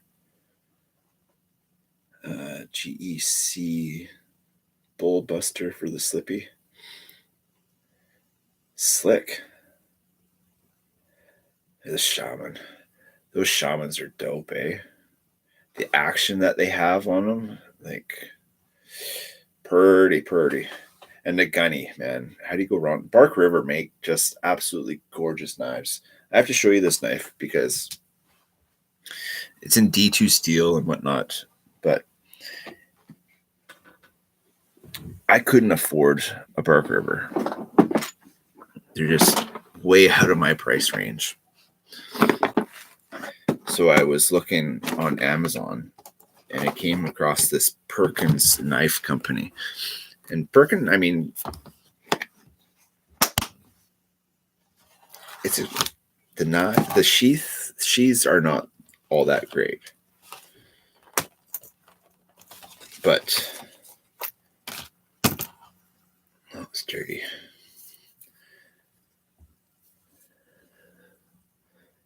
Really, really nice maple. No, this is walnut and mosaic pins. And then it's got some file work on the spine. And a really shiny D2 blade. But looking at that, it's a pretty knife. It's solid. It's sharp. But because I have the Bark River, this one never sees use. And this was one I bought for my birthday 3 years ago, I think. But for D2 steel, the only thing I worry about is the tip. Like, I won't try to do that stab and fucking pry thing with this tip because D2. But sharp. I like it. But the sheath, I mean, you can see the thinness of the sheath, and stitching is already starting to come apart. You can carry it a few different ways. But yeah. This was a good deal. It's pretty nice for the wood sold it for me. That's all I have to say about that.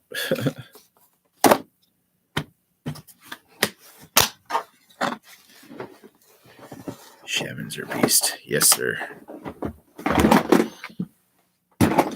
Yeah, when Grumpy started talking about shaman and how his shaman and he loves his shaman. That's when I started really seeing Spyderco as a formidable knife company.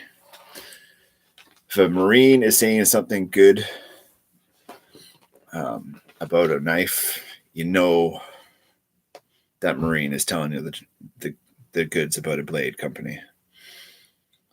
All I've ever done, I used to do stonework, build koi ponds and water features. Got all of that because it always leads back to selling and doing drugs. Yeah. Or keep me sane and sober alive. It's one thing about addicts and alcoholics. We're all very creative people. And we always end up having way too many hobbies. And I know this addict gets scatterbrained. So I'll be like, yes, I want to do that. Yes, I want to do that. Yes, I want to do that. So like, then you've got 3 choices of what to do. And then it's like, you're stoked that you got 3 projects, but like, which project do I start first? And then you start on one and then you start in another and then you get halfway through and you're like, it's not the way I like it. And then you move to a different one. That's great. That's good. And you stop that project and you go to the first project. It's like, let's fucking do the first project, finish the first project, move on to the next project. I've always had a problem with dealing with that kind of stuff. Like I have an attention span of a gnat. I mean, I'm so surprised that I'm here sitting 2+ hours with you guys right now. Like I guess good company keeps me entertained, but like I lose the wiring upstairs. It doesn't let me focus on shit. It's fun because the lives that I do with Mark, that's the first thing that I've successfully committed and stayed with throughout the whole Friday, Saturday night lives. Like commitment stuff, I have huge issues with committing and finishing stuff sometimes. It is what it is. I'm a work in progress every day. But retrospect and looking back at shit, like I could have been so much better at a whole bunch of things and things could be completely different. But hindsight's always 20/20.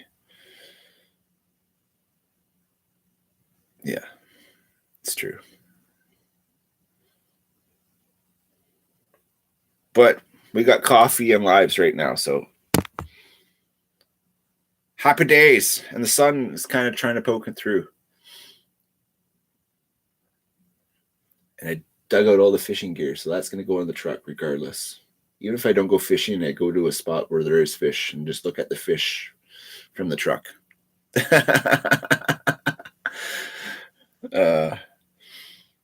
I gotta get a fishing license.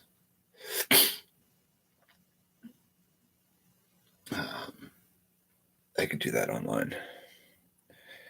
Fishing license for us for freshwater. I'm on disability, so I only have to pay $1 for my fishing licenses up here.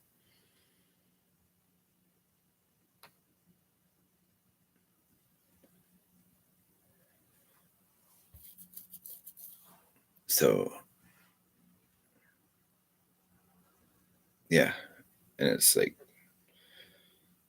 You put your name, you put your driver's license number in, you pay the buck, and they give you a fishing license number. You can print it out, or you can just keep the number in your wallet. I don't have a printer, so it's just as long as it's like the number goes into the database, and then if you fisheries or wildlife conservation officers stop you, you just give them the number, it'll pull up in their system and show them the ID. Good to go. But yeah, went to a friend's place yesterday, and he's been itching to do a barbecue for probably all winter. But catching a couple fish and putting them on the grill would be phenomenal. Even a catch and cook, like right out of the water, gut, put it in tinfoil, lemon pepper, butter, on fire, cook that bitch up. It's usually about 12 minutes, depending on the size of the fish. Man, can't go. It doesn't get any better than fresh, right out of the lake, onto the fire, into your face kind of fish. Trout is one of the best freshers.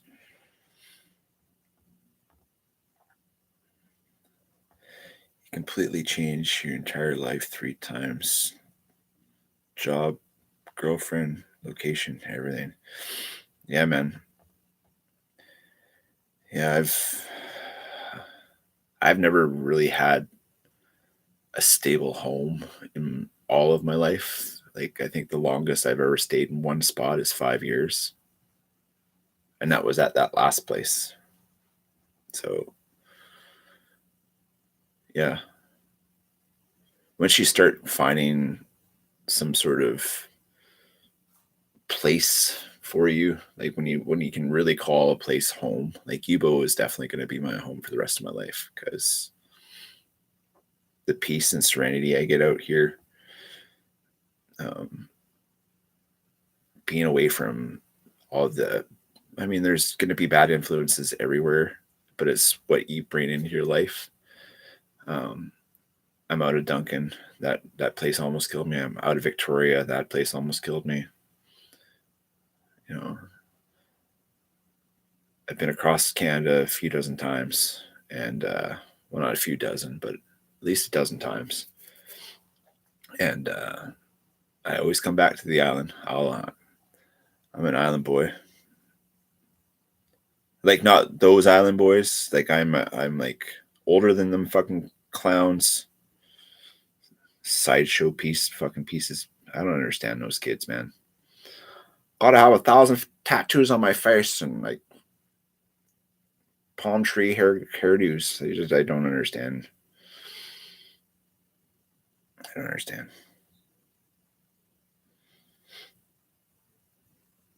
But yeah, I'm a true Canuck island boy.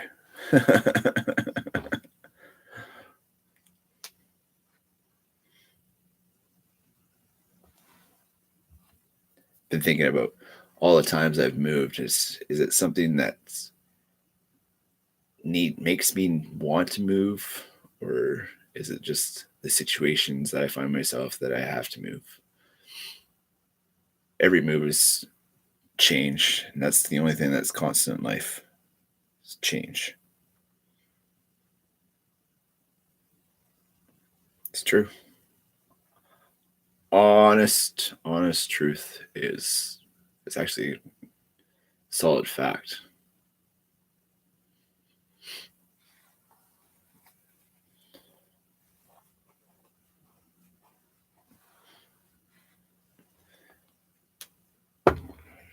Just waiting for an email.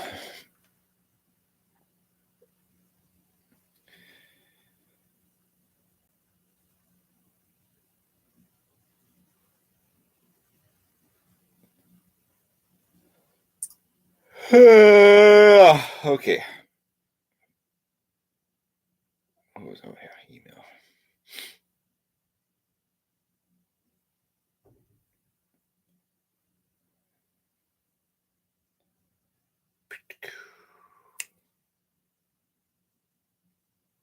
No email yet. Damn it. Waiting. Patience is a virtue. Patience is a virtue. I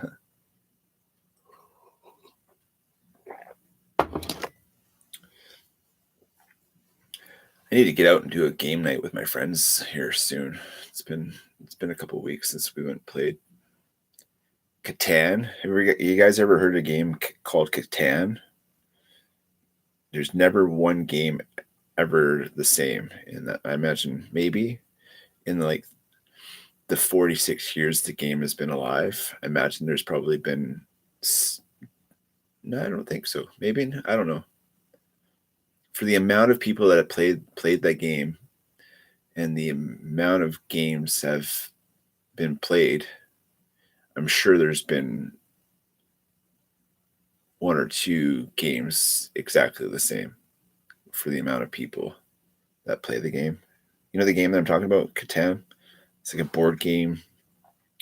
It's like a mix between Risk and Monopoly. And it's like puzzle pieces. You put the puzzle together, but you deal out these board pieces, and I think there's like 16, 18, 5, 4, 3. So that's that. What was that? That's 8, 12, 15, 18 pieces of board. And they all have different, like there's rock, trees, grains, and there's 4 different kinds of clay, rock, forest, grains. And then there's the desert. There's one piece that's a desert, and that's that's the little Catan character thingy. You can be like diplomatic as you're building your thing up, or you can be a dick and like block things. And if you get longest road, you get extra points. If you get the largest army, you get extra points. And the object of the game is just to get 10 points. So some games last an hour, some games last longer, some games last less. But I mean, you can get into some pretty like cutthroat fucking games. Like I said, it's like between this combination of Risk and Monopoly. It's the best way to explain it. Mr. Chris, what's happening? Break time. Break time or break time? Just about. I can't believe I didn't pound music this morning. That's what I usually do. At 9 o'clock, the coffee's going in and the music is a pounding. Everybody in the neighborhood knows that I'm awake. That's been one of my favorite parts of the days. Loud music. It's good for the soul. It's one thing that's never going to turn its back on you is music. And whatever mood you're into, any genre that you're into, it's like readily available on any streaming service. YouTube is great. Like I have playlists on my in my saved playlists that they're just, I'll put the playlist on and it'll run it for however long the playlist goes, and then usually there's some playlists that are like hundreds of songs, and then there's playlists that have live sets that are hours long. So That's good times. Good times. Different music for different moods, for sure. I try to keep upbeat. I like hip hop. Hip hop, EDM, drum and bass. I know a lot of people don't like it, but I like dubstep. Whatever. Hate me if you want.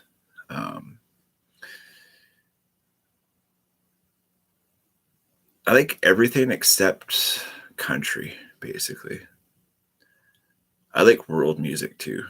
Hearing other parts of the country or other parts of the world, their interpretation of music. It's neat learning how to.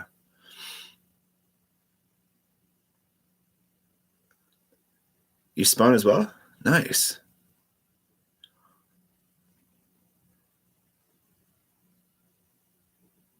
There's a few people that have. Phil used to spin. Papa Rhino. I think Stevie did some DJing.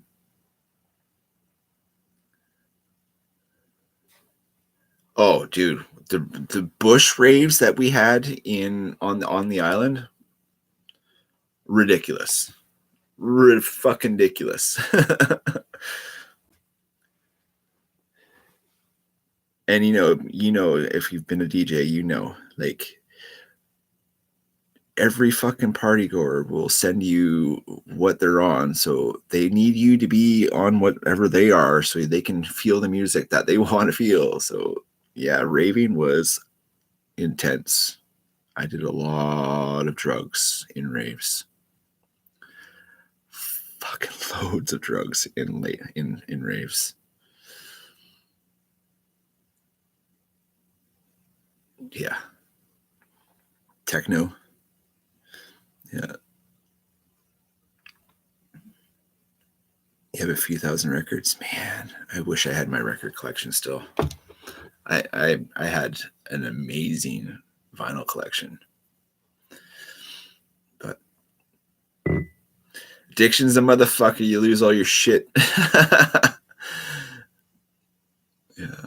I think it's still funny that the pawn shop that I hawked all my gear to has it as the house running system for the music in the background.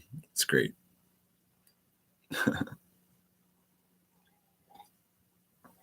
I mean, they could have probably upgraded it, but like for the most part, all the speakers and soundboards and all that, it was all pretty good stuff.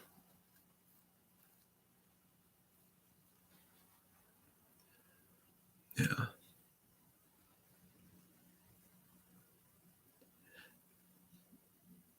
It's funny, the place that I'm gonna move to, I can basically put everything to the walls and have a big fucking dance party in the middle of the place.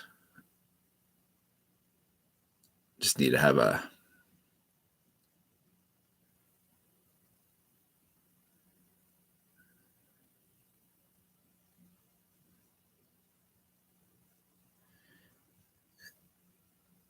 I started spinning when I quit eating beans. It helped me quit eating beans. What, peyote? But those are more buttons than beans. I don't understand the term beans. Like baked beans? Beans in general? Like green beans? Kidney beans? Chickpeas? Which is, I think, still a bean.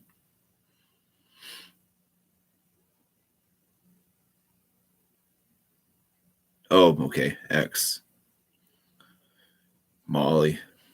I never got into that press tab. I always had like MDMA, which is never because I never know what those pills were pressed in. It's kind of always. I've never heard that term beans for X up here.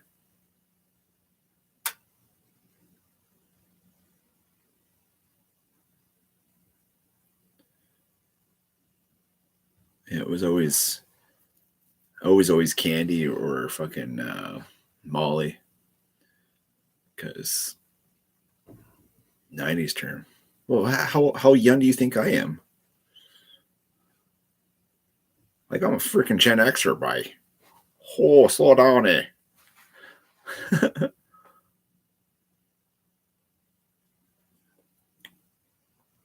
Yeah, like the that brown sugar MDMA was phenomenal.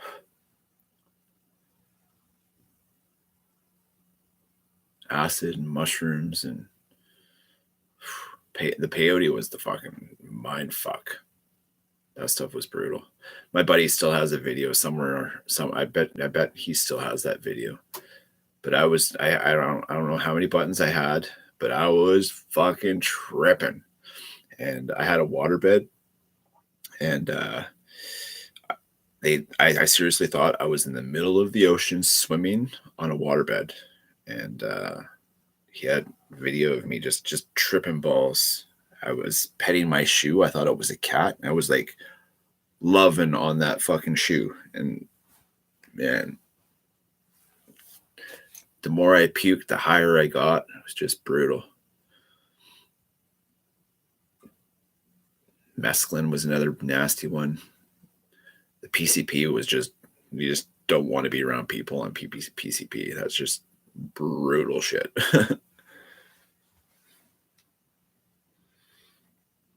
We're a year apart. Oh, that's right. Penis heavy and golden teachers. Yeah. There's bags and bags of mushrooms. Oh no, they're all gone now. Cause that was a Kimmer thing. But yeah, golden teachers are fantastic. Yeah.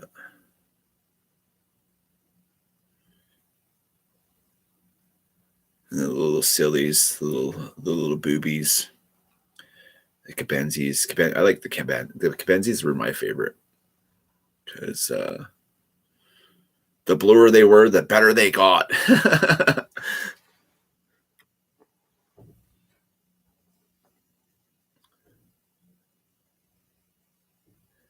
We have some dumb videos too. One of my friends eating his socks. Nice, nice. Yeah. I ran over hell and running it. All that shit. That was cool. Dead family. Oh yeah, yeah.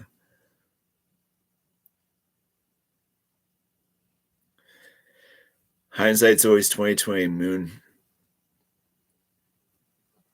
Yeah, there's shit I still like. I'm if I was on a cat's life, like I'd already burnt through 9.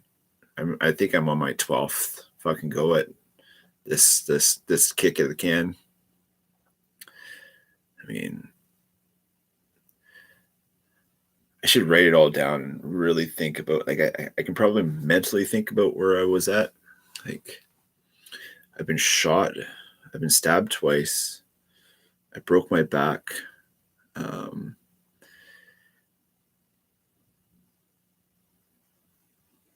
I've broken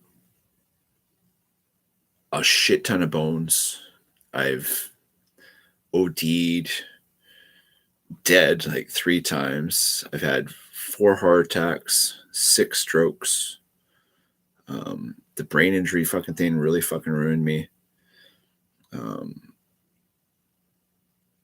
Yeah, man, I'm definitely on my, like, I'm borrowed time. That's why I like when I say that I'm truly grateful to be alive today. Like, I should be a fucking statistic the way that my life happened. Like, I just don't understand. Some days I'm just so, like, just dumbfounded. Like, why why why me?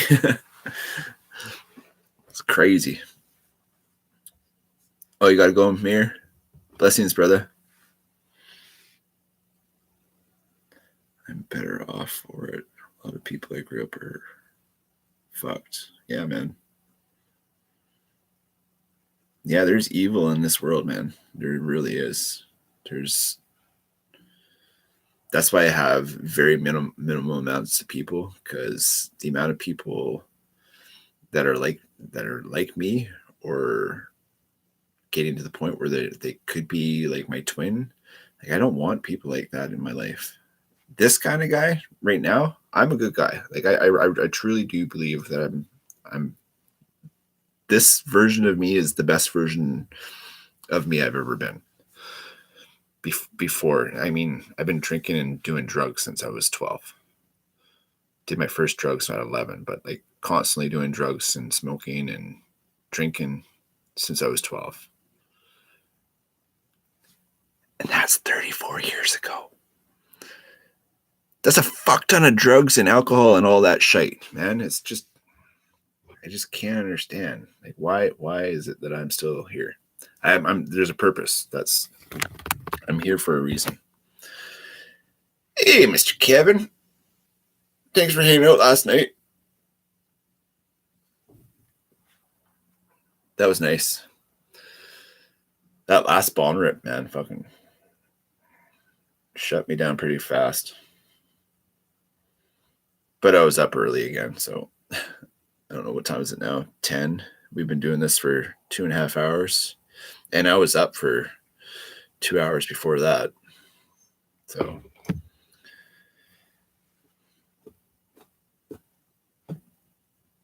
I mean, by the time I fell asleep, I think it was about 2:30, and then I was up by 6. So I don't know. What was that? 3.5 hours. I'm tired. I'm no joke. I can't sleep when it's light out anymore.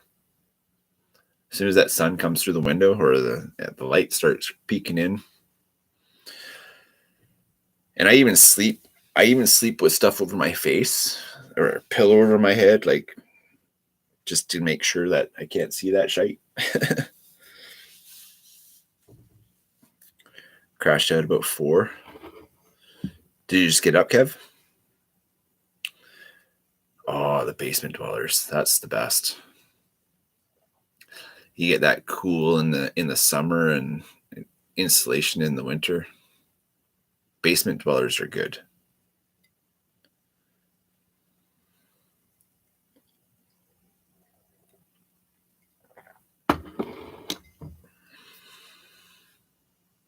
Blessings, Mr. Jeff. I very much appreciate you still supporting the channel, Jeff. Because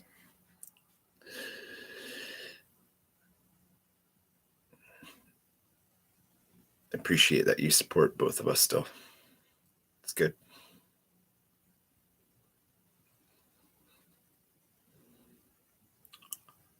You're a good man, Mr. Jeff. Good man. Good man.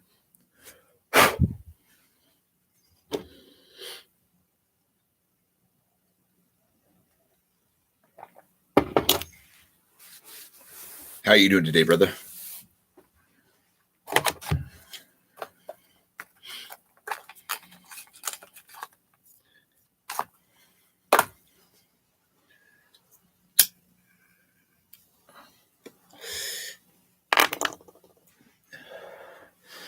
You know what's funny is I do most of my smoking in the morning. I just need to stop.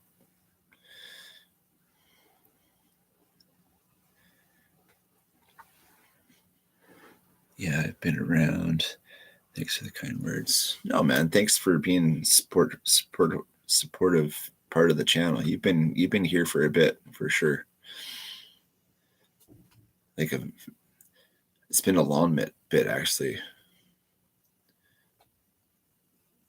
Basically, when I started doing the bug out bag stuff right at the start of the channel, like I was a lurker for I think 2.5 years, and then I started making videos. Yeah, you've been around for a lot of the channel, actually, Jeff. It's definitely appreciated.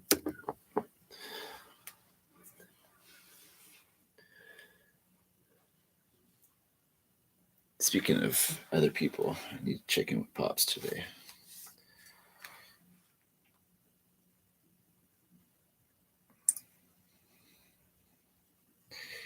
See what that old guy's doing.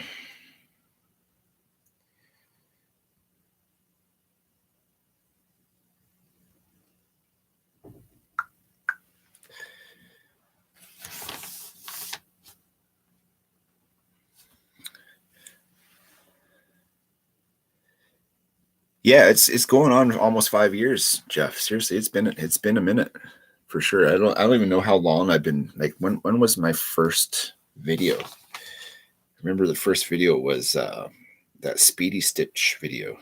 Let's go back, look through the YouTube. Go to that channel, go here, and you go to here, and it says, so 2018, February 20. Oh, what's the date today? February 18th. I'm coming up on a birthday of the channel. I started it February 22nd, 2018. So that's 5 plus 2. I mean, that's 7 years. 7 years I've had this channel. But like I said, the first video was, I think, 5 years ago, 6 years ago, 5. Let's go to the videos. Go all the way to the very first video. And there's, like, I think I have 900 and something videos.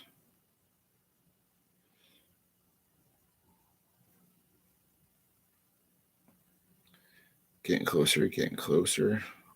Oh yeah, that push-up challenge, 22 a day push-up challenge. That was a couple of years ago.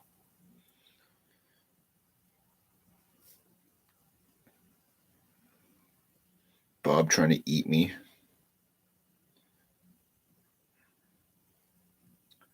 Oh yeah, 3 years ago we got the truck.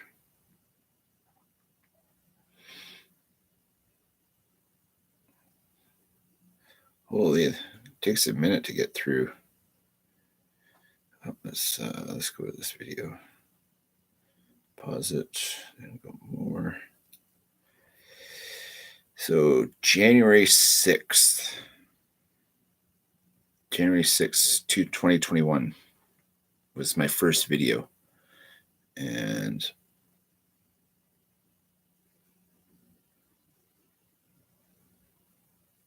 that was January 6th, 2021. Oh, yeah. It's been a while. So, yes, you've been around for a minute, Mr. Jeff. Basically, the first video, you've been here. I bet you even commented on the first video. Let's have a look at that.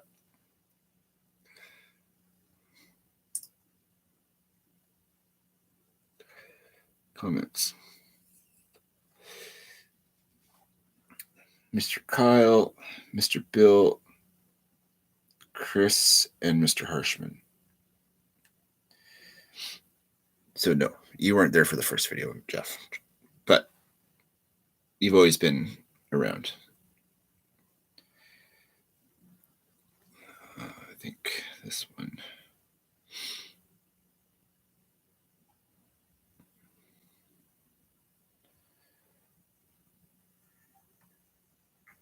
No, stop. Quiet.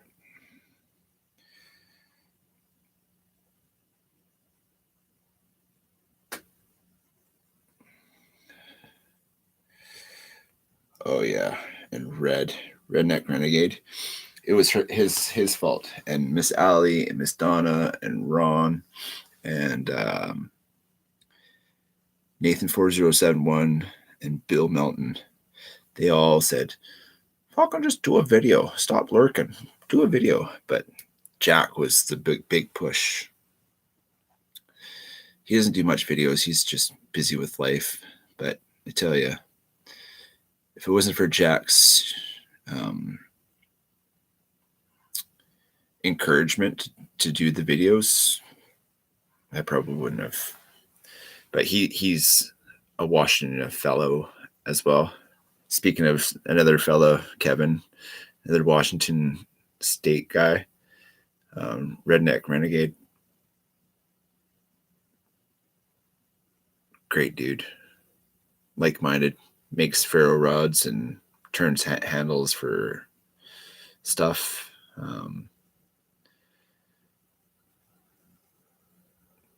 Yeah. Good old Redneck.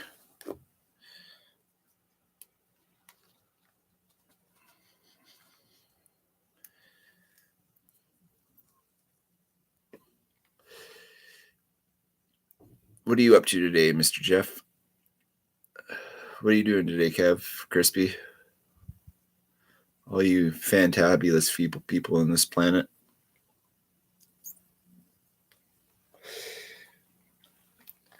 I think we just broke a record. I think this is the longest live I've done.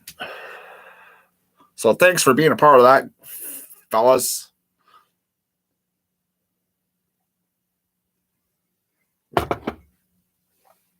I'm starting to get some motivation. I definitely have to go to the post office.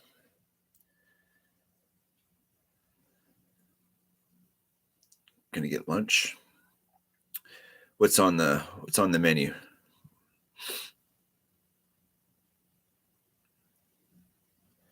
Gotta get back at it. Her meeting's at 4:30. I'd probably crash out a bit more. Yeah, man, you get some rest. Lug that fishing gear to the truck. Get to the lake. I gotta log on and get a fishing license. I may have to wait until tomorrow to do that. Because chicken salad. Nice. I'm having chicken today too. Got a good deal on some chicken sticks. So I'm gonna have some chicken sticks and other fries, chicken sticks and fries, or chicken sticks and rice. I haven't figured that one out. I think I'll do chicken sticks and fries, because then I just use the oven. Once the chicken is cooked, when the chicken's almost cooked, throw the fries in, and then the oven goes off. The chicken and the fries are done at the same time. You don't have to like set it and forget it kind of deal. So yeah, I think it's chicken sticks and fries. Mind you, I haven't had rice in a minute. Craving carbs. So rice, it could be rice today too. I don't know. Until I'm in the kitchen doing it. All I know is I'm having chicken tonight. And even if it's just chicken, that's okay with me too.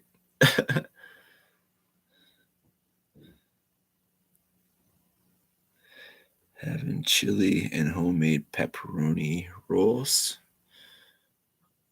Ooh, that sounds tasty. Pepperoni rolls. You got to let me know what that is. Like a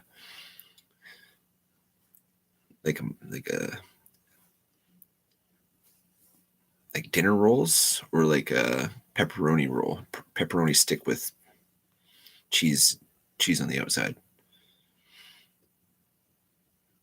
Jeff, blessings, brother.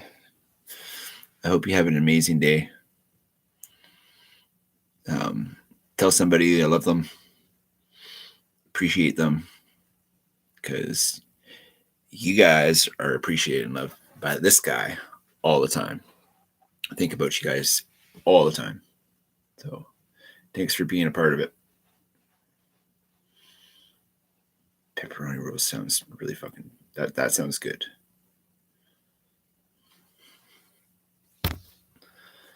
Pound it.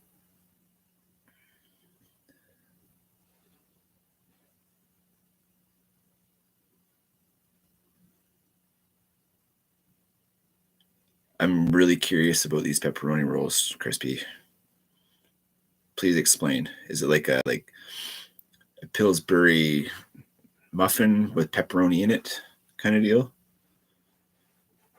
Or is it, because I can get down with some pepperoni something or others. It ain't a meal unless something died. Okay, I'll say it how it is. Like I eat meat. Meat is good. Meat good. Yes. Oh. And meat on fire is better. So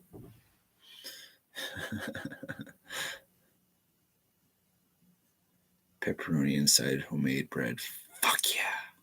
Like, do you dice it up or do you have the slices? I think dicing gives more flavor into the bread. Yeah, that'd be good. And then having it for a dip. Oh, you always have to have dippies with like a stew, a chili, or soup. I mean, soup is always grilled cheese sandwich. If you have soup, you need grilled cheese sandwich. But if you have like a hearty sustenance with like a good gravy or a good chili, you absolutely have to have dippies. It's a prerequisite.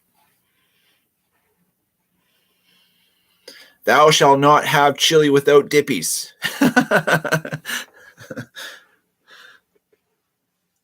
Because, yes, everybody needs dippy.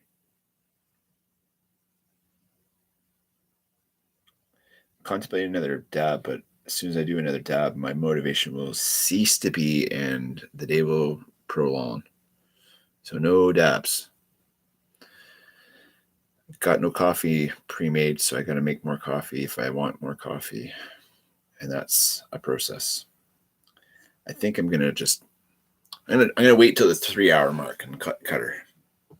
Because fuck yeah, 3 hours. Making history, fam. History. We're gonna make the 3-hour mark. Bushcraft was trying to say, hey, why don't you do a 10-hour live? I'm like, fuck. How do you I would have to get like somebody with me to do a 10-hour, because not that this has been a struggle, but like 3 hours is a feat for me to have not the patience, but like the not wanting to like bugger off at the 100 or like an hour and a half mark. Like my attention span is not usually that long, so to be focused on something for 3 hours is amazing. It really is. It's good days. Good days. And everything. Like everything. Any day that we're having a good day, that is a good day.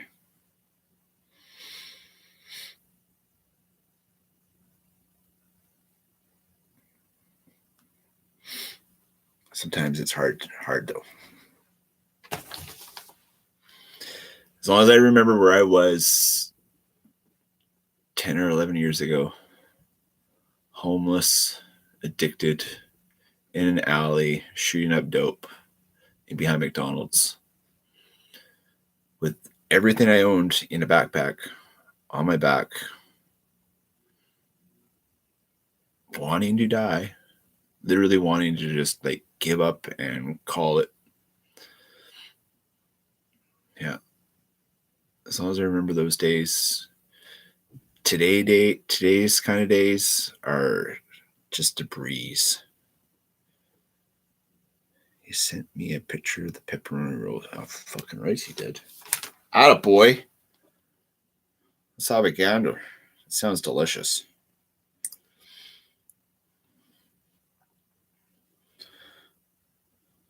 There they are.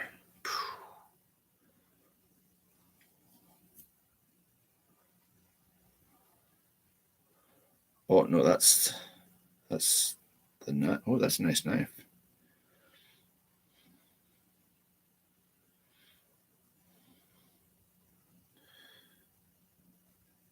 Oh, that's Necker. Okay, that.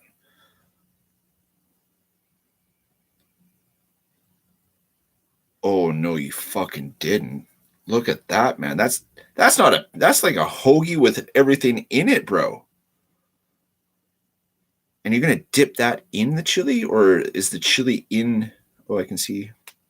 Looks like you put some chili into the thing. So it's like a pepperoni cheesy chili bun. Is that what that is? What's this mess? Oh, Patrick, it's not a mess. I was called beautiful today, don't you know? That's what Crispy's talking about. Pepperoni rolls with cheese and chili, and looks like you got some sort of greens on that too. Is that not pepperoni?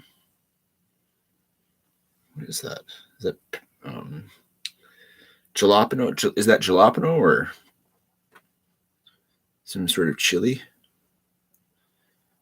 Maybe a pepper, some sort of pepper, the green stuff.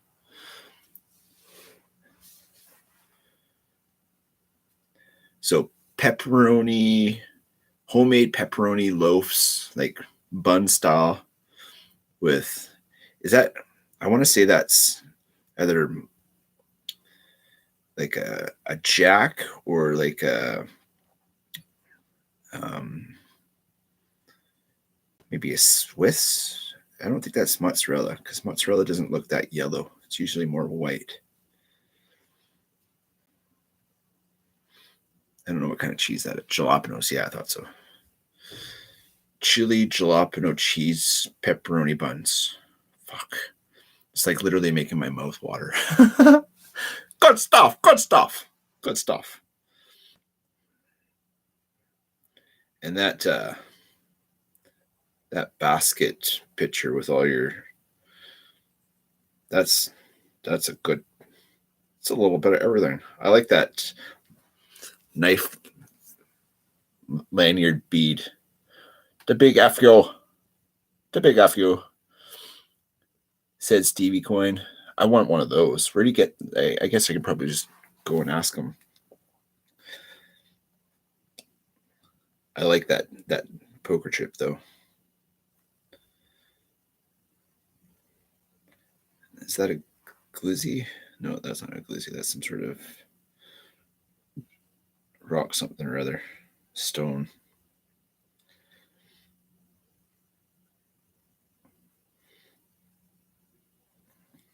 And that hanky, it's all that stuff sitting on it. That's a pretty sweet looking hanky. Shoveling snow, time to get baked. Gouda, that's the yellowish. That's what I'm saying.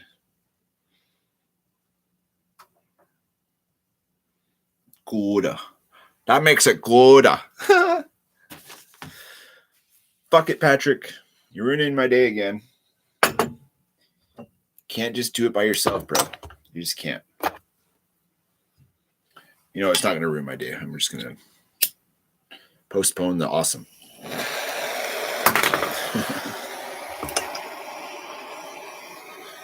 Go there. This is your captain speaking. Tables in upright positions. Put your seatbelts on. It's going to be a turbulent ride. Some turbulence in this section.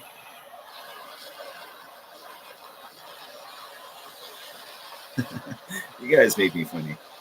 I like to think that I'm funny.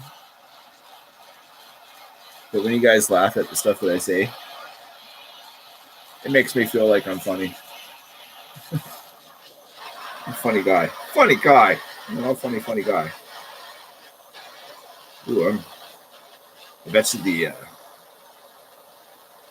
smoke alarm goes off. Should open the window. Do that right now. Because, yeah, it's smoking. I wonder if I can put this a bit more of an angle so you don't get that. Yeah, that's a little bit better. It's nice that that sun's trying to peek through.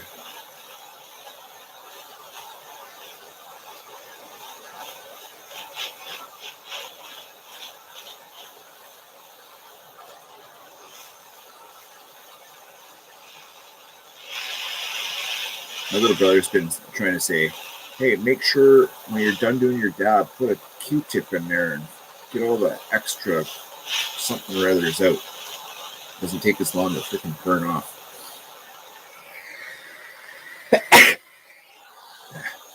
But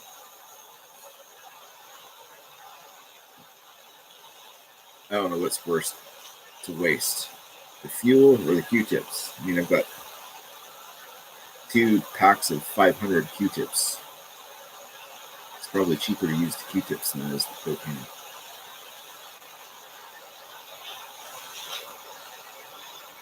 It's just a learning process. What I need to do is just not be such a whore when it comes to the dabs. Just 1 puff, that's all it takes. Not to hit it like it's the last thing on the planet. But I'm an addict. Go better go home.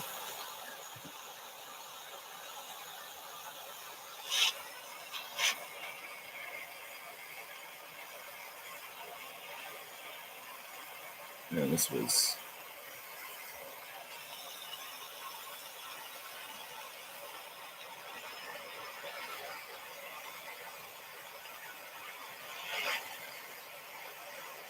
Do you literally have to shovel your driveway, or do you got some sort of machine that does it with you?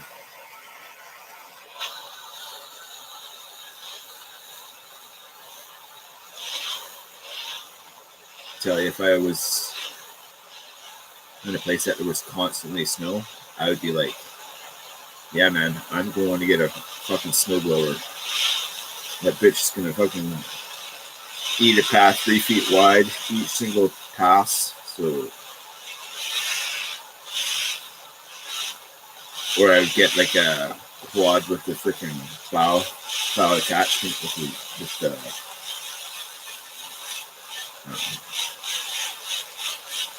using the winch to control it.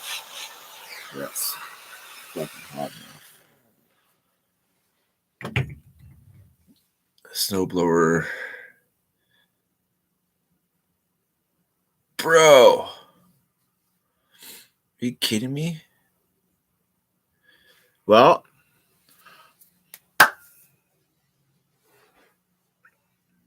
remember, bend at the knees. Remember to bend the knees. My knees are bent. I need to take this out. It's getting cold already. Yeek.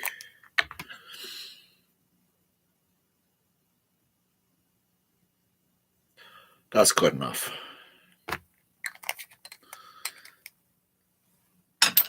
Oh, that's fucking hot. Oh, did I? No, I didn't. Nice. On the side. That's too hot. Well, shit. What is it? What is it? A belt, or is it a fucking? What's wrong? What broke? Are you out of gas? So sometimes, if it's not going, gotta check the fuels. Just saying.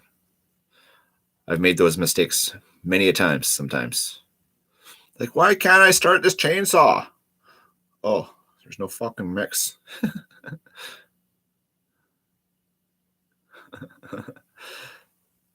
Sometimes I really do think I'm funny. Still too hot.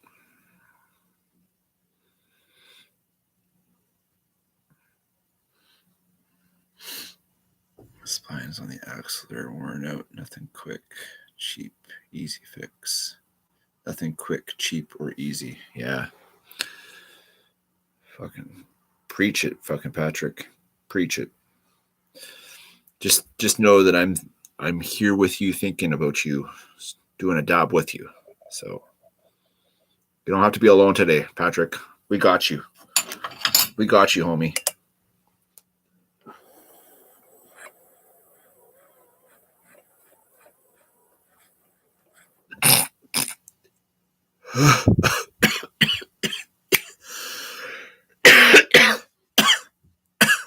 Still too hot. Fuck.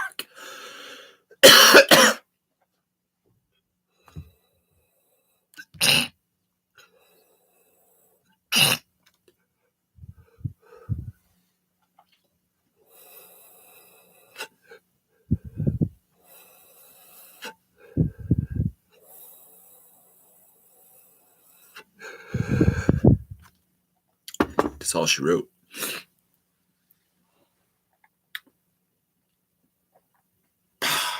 Good stuff. Good stuff. Yeah.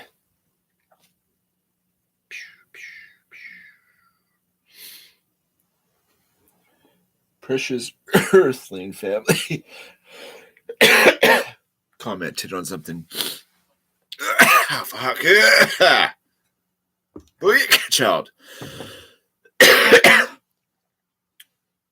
No, that's a tragedy. No coffee.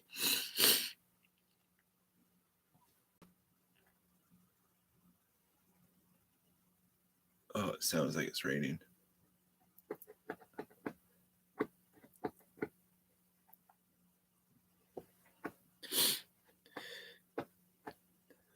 I'm gonna try.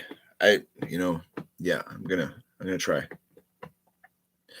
There's a couple spots and a couple docks that I can go on, but the one spot that I would really want to go, it's like 5 minutes away from here. It's at the mill site, and the guy was trying to explain yesterday. I don't even know if I made any sense. I fucking just ripped right out of it yesterday. But there's the mill site that used to have where all the logs be boomed in, and there was a dock, and the dock is no longer there, but all of the pylons that held the dock up are still there, and it makes for perfect trout habitat. Oh, yeah, I checked it. I'm thinking, I mean, if I'm not getting like a 10-pound trout, it'll be all right. I think it's only like 15-pound test. So it's just little fish sticks, right? But and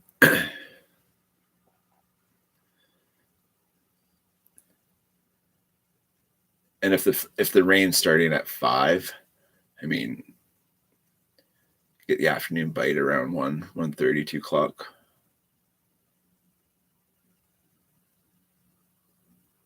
They hammer them right first thing in the morning. Like as soon as it's light out, that's the best time to catch them.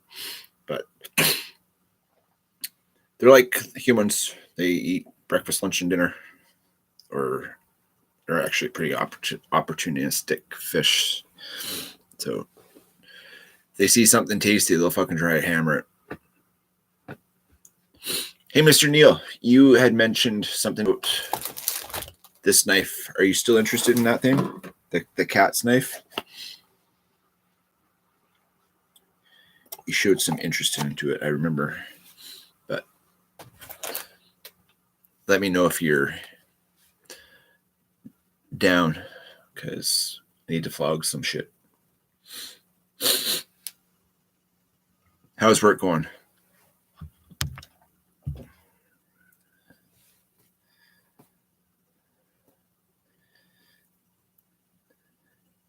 Patrick, tell me you still have like a good shovel. Like you can get out and get some exercise.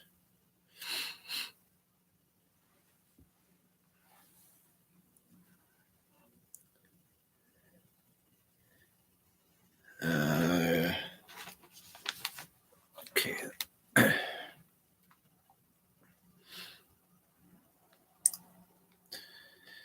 My email.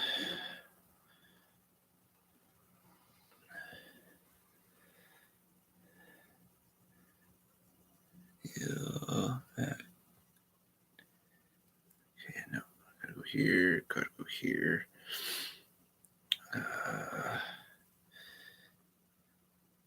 NMM.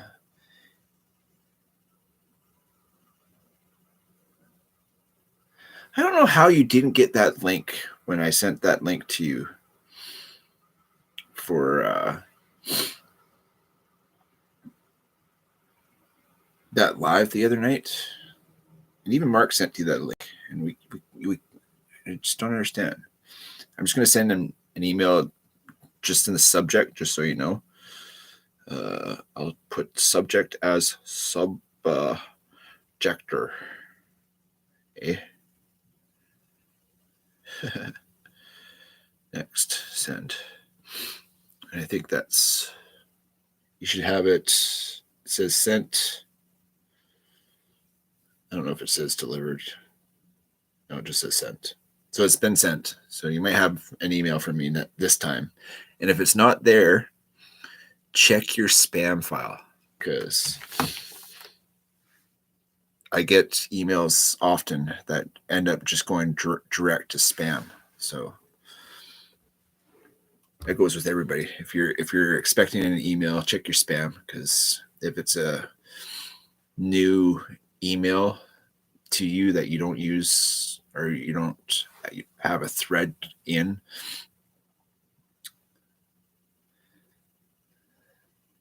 LAG, or yeah,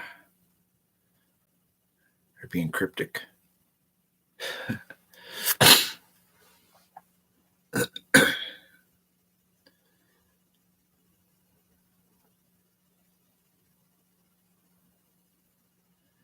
And if you get the email me back, and then that thread is started.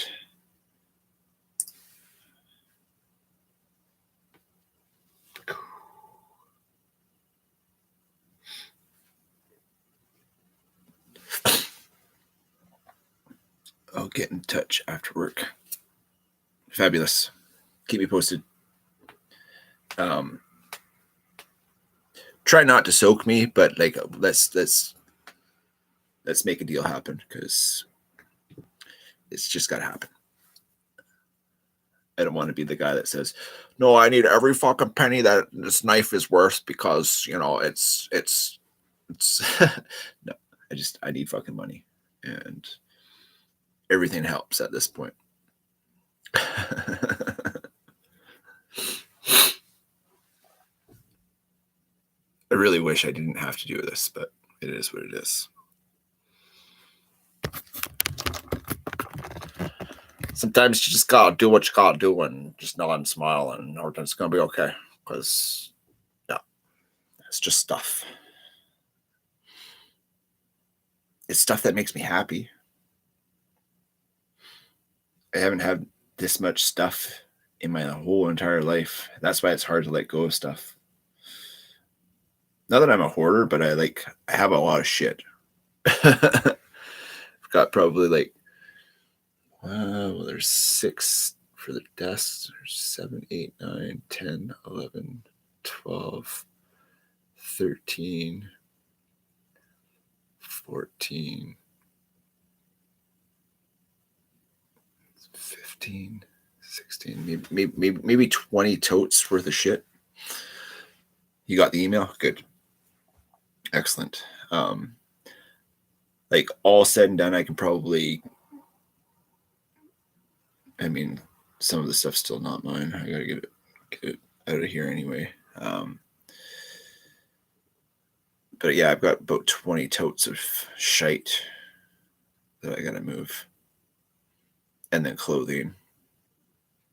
I should probably start focusing on getting some more boxes.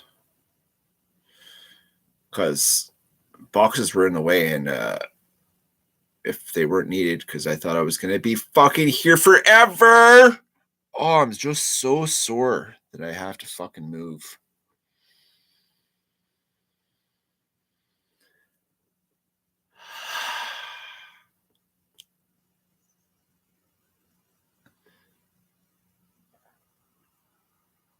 It's not that I have to. It's not feasible for me to live here, because it's too big. It's not too big. It's just, I don't need this much space. I really don't. 90% of my living I do in this one bedroom. Except when I'm listening to music out in the living room. Other than that, the kitchen is like right there. The living room is right behind that wall.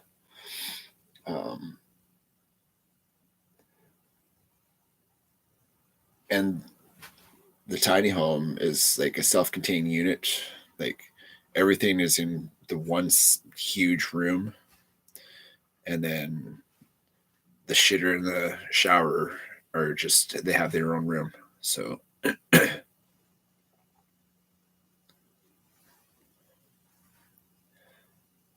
nod and smile. Yeah, man. I'm just fucking trying to do that. Yeah.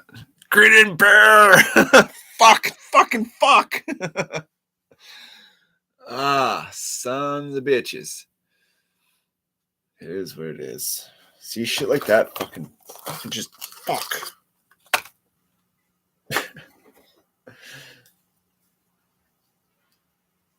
Grin and bear, yeah.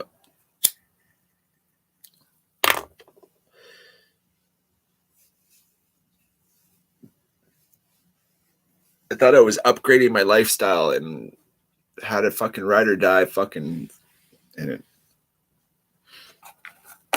can't count on fucking anybody by yourself. Like my buddy said that to me 100 times a week. Just gotta think about yourself. Just gotta think about yourself. But I don't like thinking about just myself.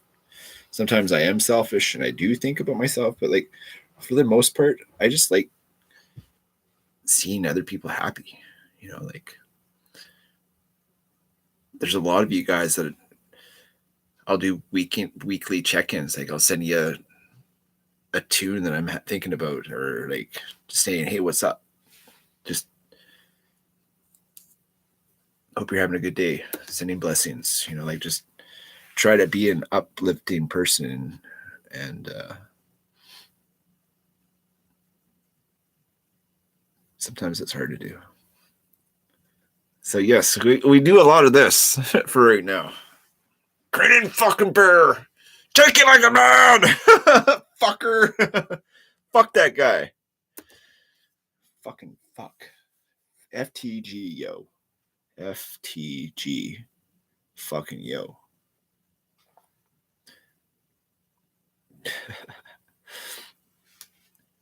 This too shall pass, they say. All those cheesy little NA sayings in the programs. Keep it simple, stupid. Just for today.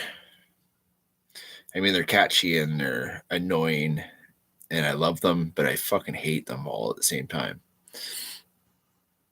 Those that have gone to meetings could probably understand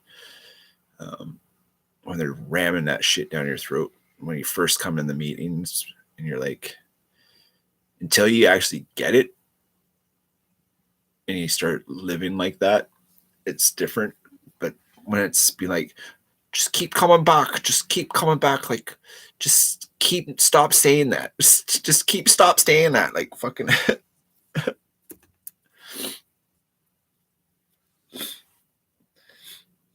I'm spiteful right now. I got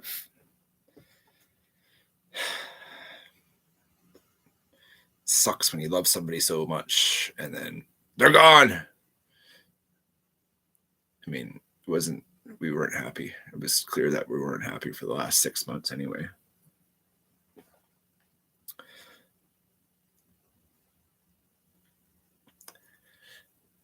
Try to be the best version of me I can be for each day.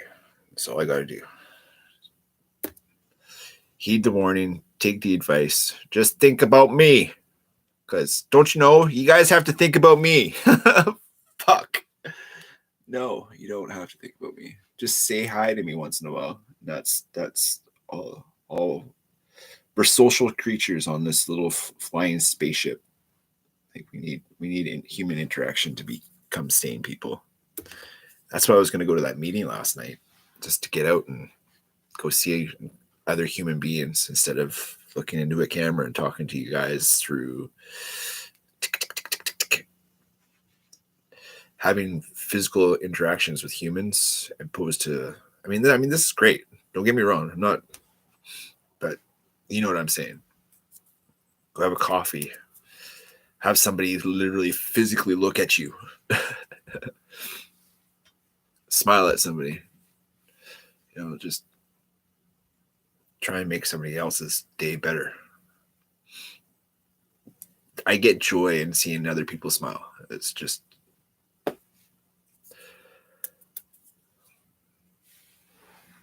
I hate people because there's always something with people. There's they're vindictive, devious, self-centered. They want something from you. Yeah. There's always hidden agenda with people nowadays. So it's hard to find genuine, cool people. I think all the people in the world have found our community.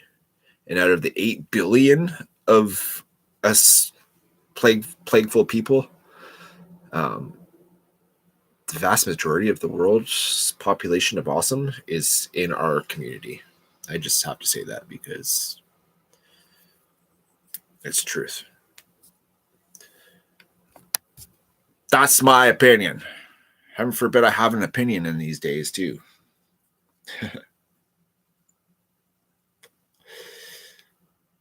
Look, I was trying to get off of this at 10 minutes to 3. You guys are keeping me entertained. Thank you. Thank you for your services, for keeping me out of my head. It's fantastic. I appreciate all of you. And I probably said that about a dozen times throughout this 3 hours and 17 minutes and 45 seconds. But it's true. You guys are family. You guys really, really are good people, and you genuinely care. Like, you're just hanging out and with a guy that's just fucking rambling on about fucking nothing. It's fucking great. It's fucking great. Let's go. Wonder if there's another hockey game on today.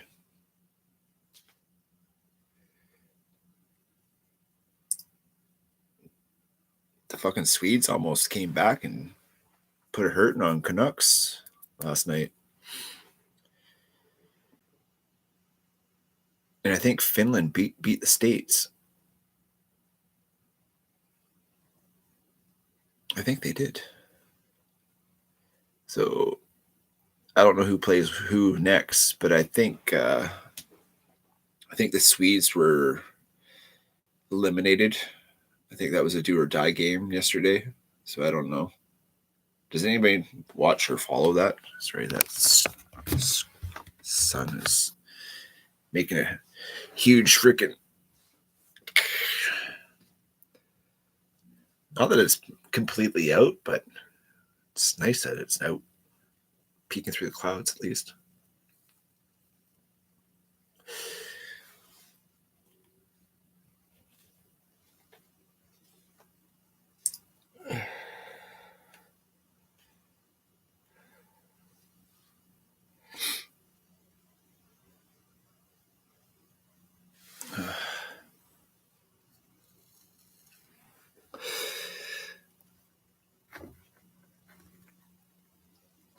Oh, if Neil's Neil, you still here? Or did you bugger off already?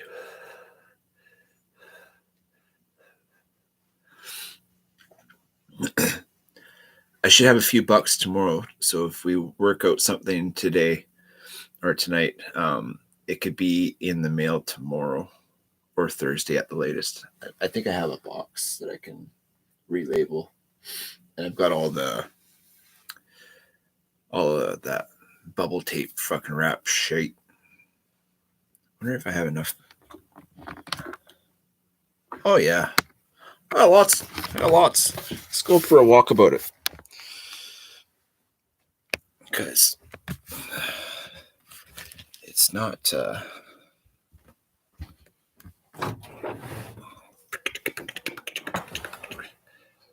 It's not raining just yet.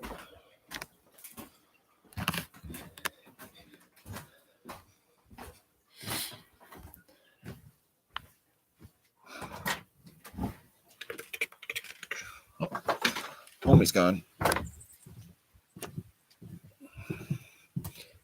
Pardon me.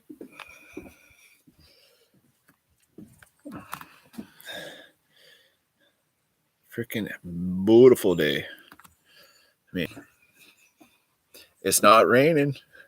I got the laptop outside. Oh, it's still wet. Probably could sit on this one though. And I think I could put it on the table, maybe. I don't know. How do I want to sit? Where do I want to sit? Sit here. Look at that.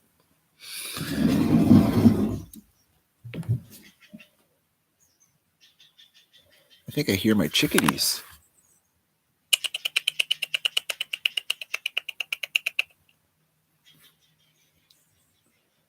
That squawk box is a Stellar J, and they're annoying.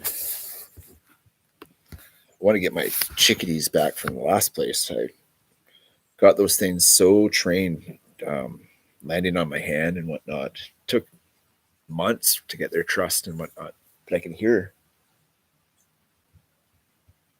I think they're in that maple right there.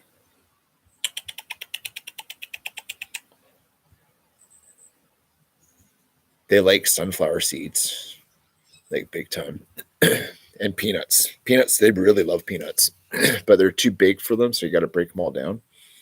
But yeah, peanuts and sunflower seeds were their favorite.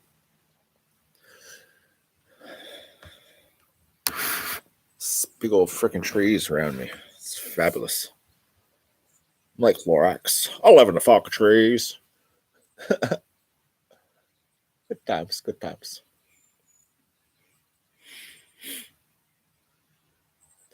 It's nice that I can sit outside and not be like freezing. Anything over 5 degrees is nice.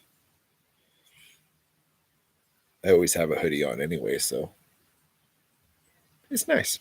It's nice, very nice.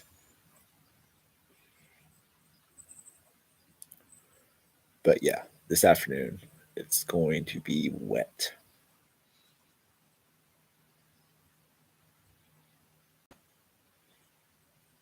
I could probably take the laptop, close this stream, get into town somewhere close where there's Wi-Fi. I don't know if I can get. I know for the fact that the Wi-Fi from Tim Hortons won't get to the dock that's closest to Tim Hortons, but the pub might have Wi-Fi. I don't know. I just got to find some place where there's Wi-Fi, or I can just make a video and then post it later. But I like the interactions that we have. You guys keep me smiling away. Fresh air is always nice for sure. That's nice. Everything's nice. Nice is nice. Nice is nice. Okay, so that Lonely Doug picture that I showed earlier. Okay, so you see how tall these fucking trees are? They make that tree, like these trees make, no, that tree makes these trees look like toothpicks. So that whole ridge of trees that's in that clear cutting are all of this size trees. So big fucking tree. The Lonely Doug.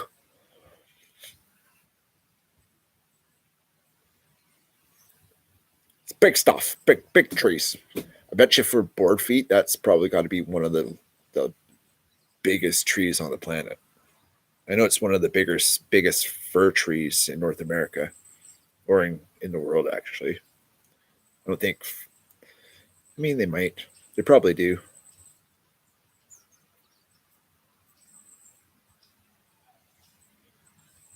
But I know I'm in a rainforest, and rain is a fucking common. Oh, you betcha. Oh, I can see this. Chickadees, they're over in that other fur across the way.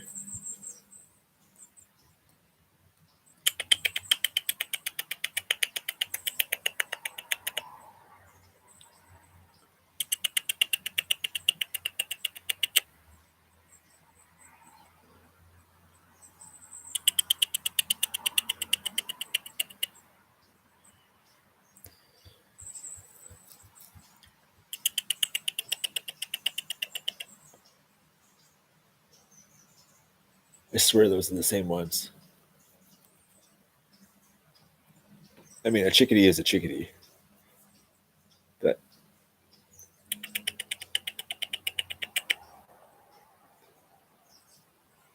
oh, there's a squirrel.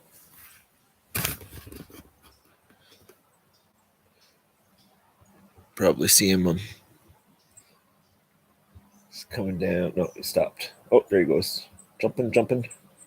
Going up. It's a black squirrel at the top of the tree there.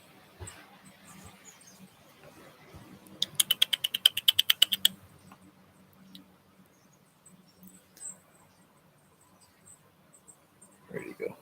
Right at the top there. I think he's going in the fir tree. These guys are little daredevils.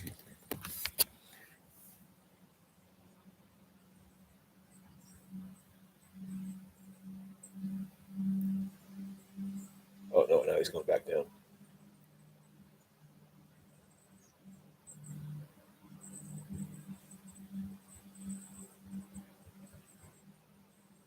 There's chipmunks in the back too. So, because chipmunks.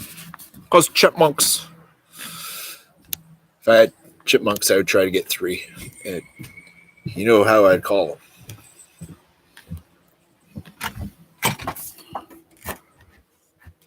Because Alvin would definitely be one. Oh, I got new gnomes as well. This guy. He's good.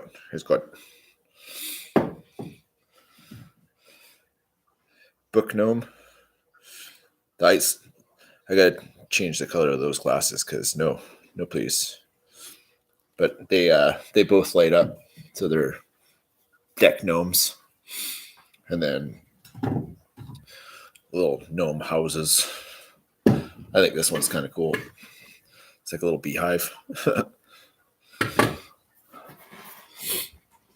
Hanging out with my gnome. Actually, it's funny. I have one that actually says hanging out with my gnomies. It's good to be gnome, and then hanging out with my gnomies. So if you ever hear me saying hanging out with my gnomies, now you know where I got it from. And this guy, he's a badass. Wait, you can't even see him. Mr. Viking guy. And the beekeeper. And then the coffee drinkers, because gotta have coffee, because coffee is life. But yeah.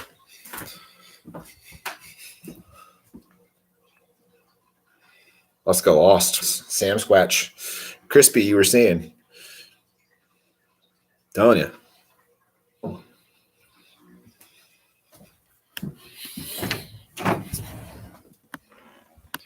Because yeah, you know.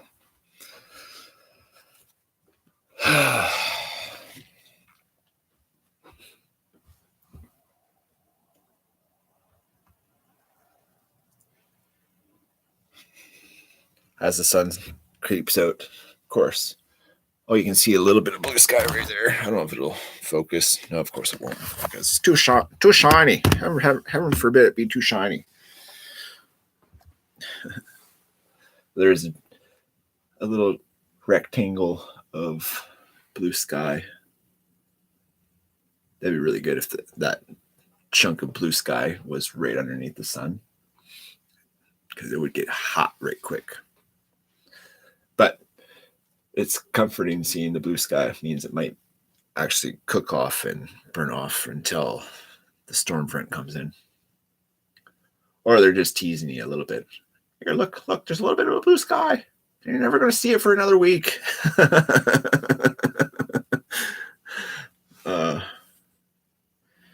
I'm glad that you guys just listen to my random ramble and are okay with it.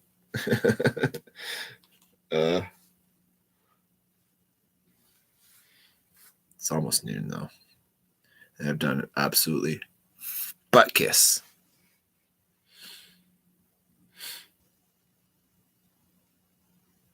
I used to say I was hanging with the gnomes when I was eating shrooms.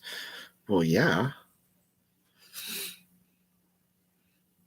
I swear they're related to the Lorax in some ways. That's one of the greatest movies ever. I speak for the trees. Fucking awesome. But I should probably just say goodbye, guys, because I could literally just shoot the shit with you guys all day. And probably on repeat times 10 already. You probably heard the same shit a dozen times, different ways.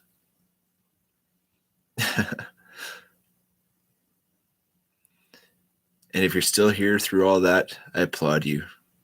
You're my kind of peoples. Shroom tea. Yeah, I can't get behind mushrooms anymore. I used to like eat them. Ugh. As gross as it is, like eating them right out of the field, growing out of shit. Obviously, it's not good.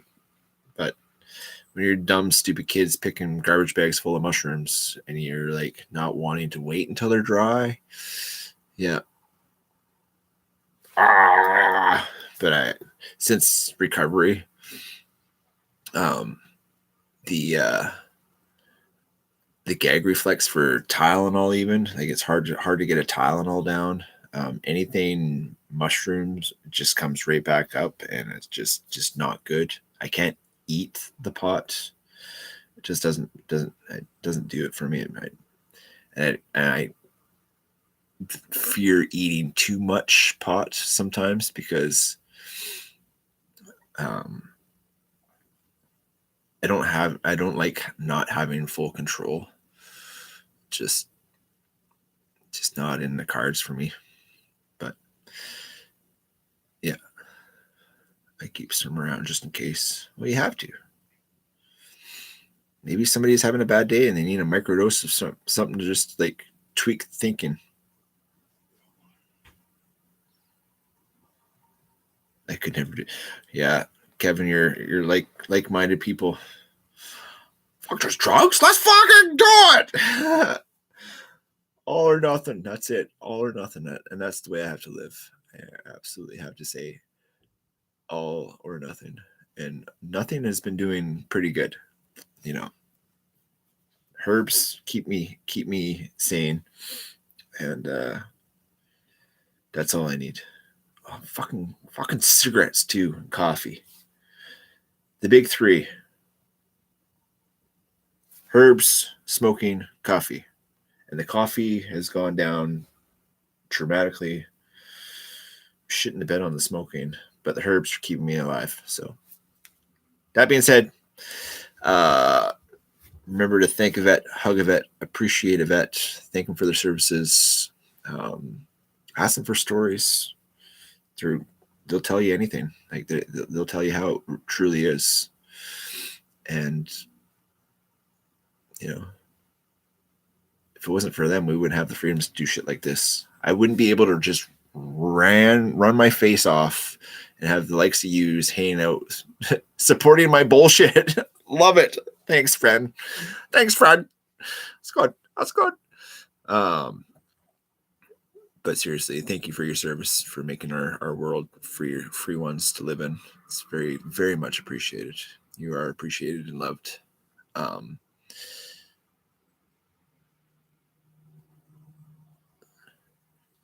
Crispy, I appreciate you. Thank you for your service. And as well as if you're an addict, like if you hung out with me at all this stream, I'm a whole lot of fucked up still, but I'm clean and sober. And once you kind of get your shit together, you kind of like just find better, different, softer, easier, not so much easier, but like actually it is easier.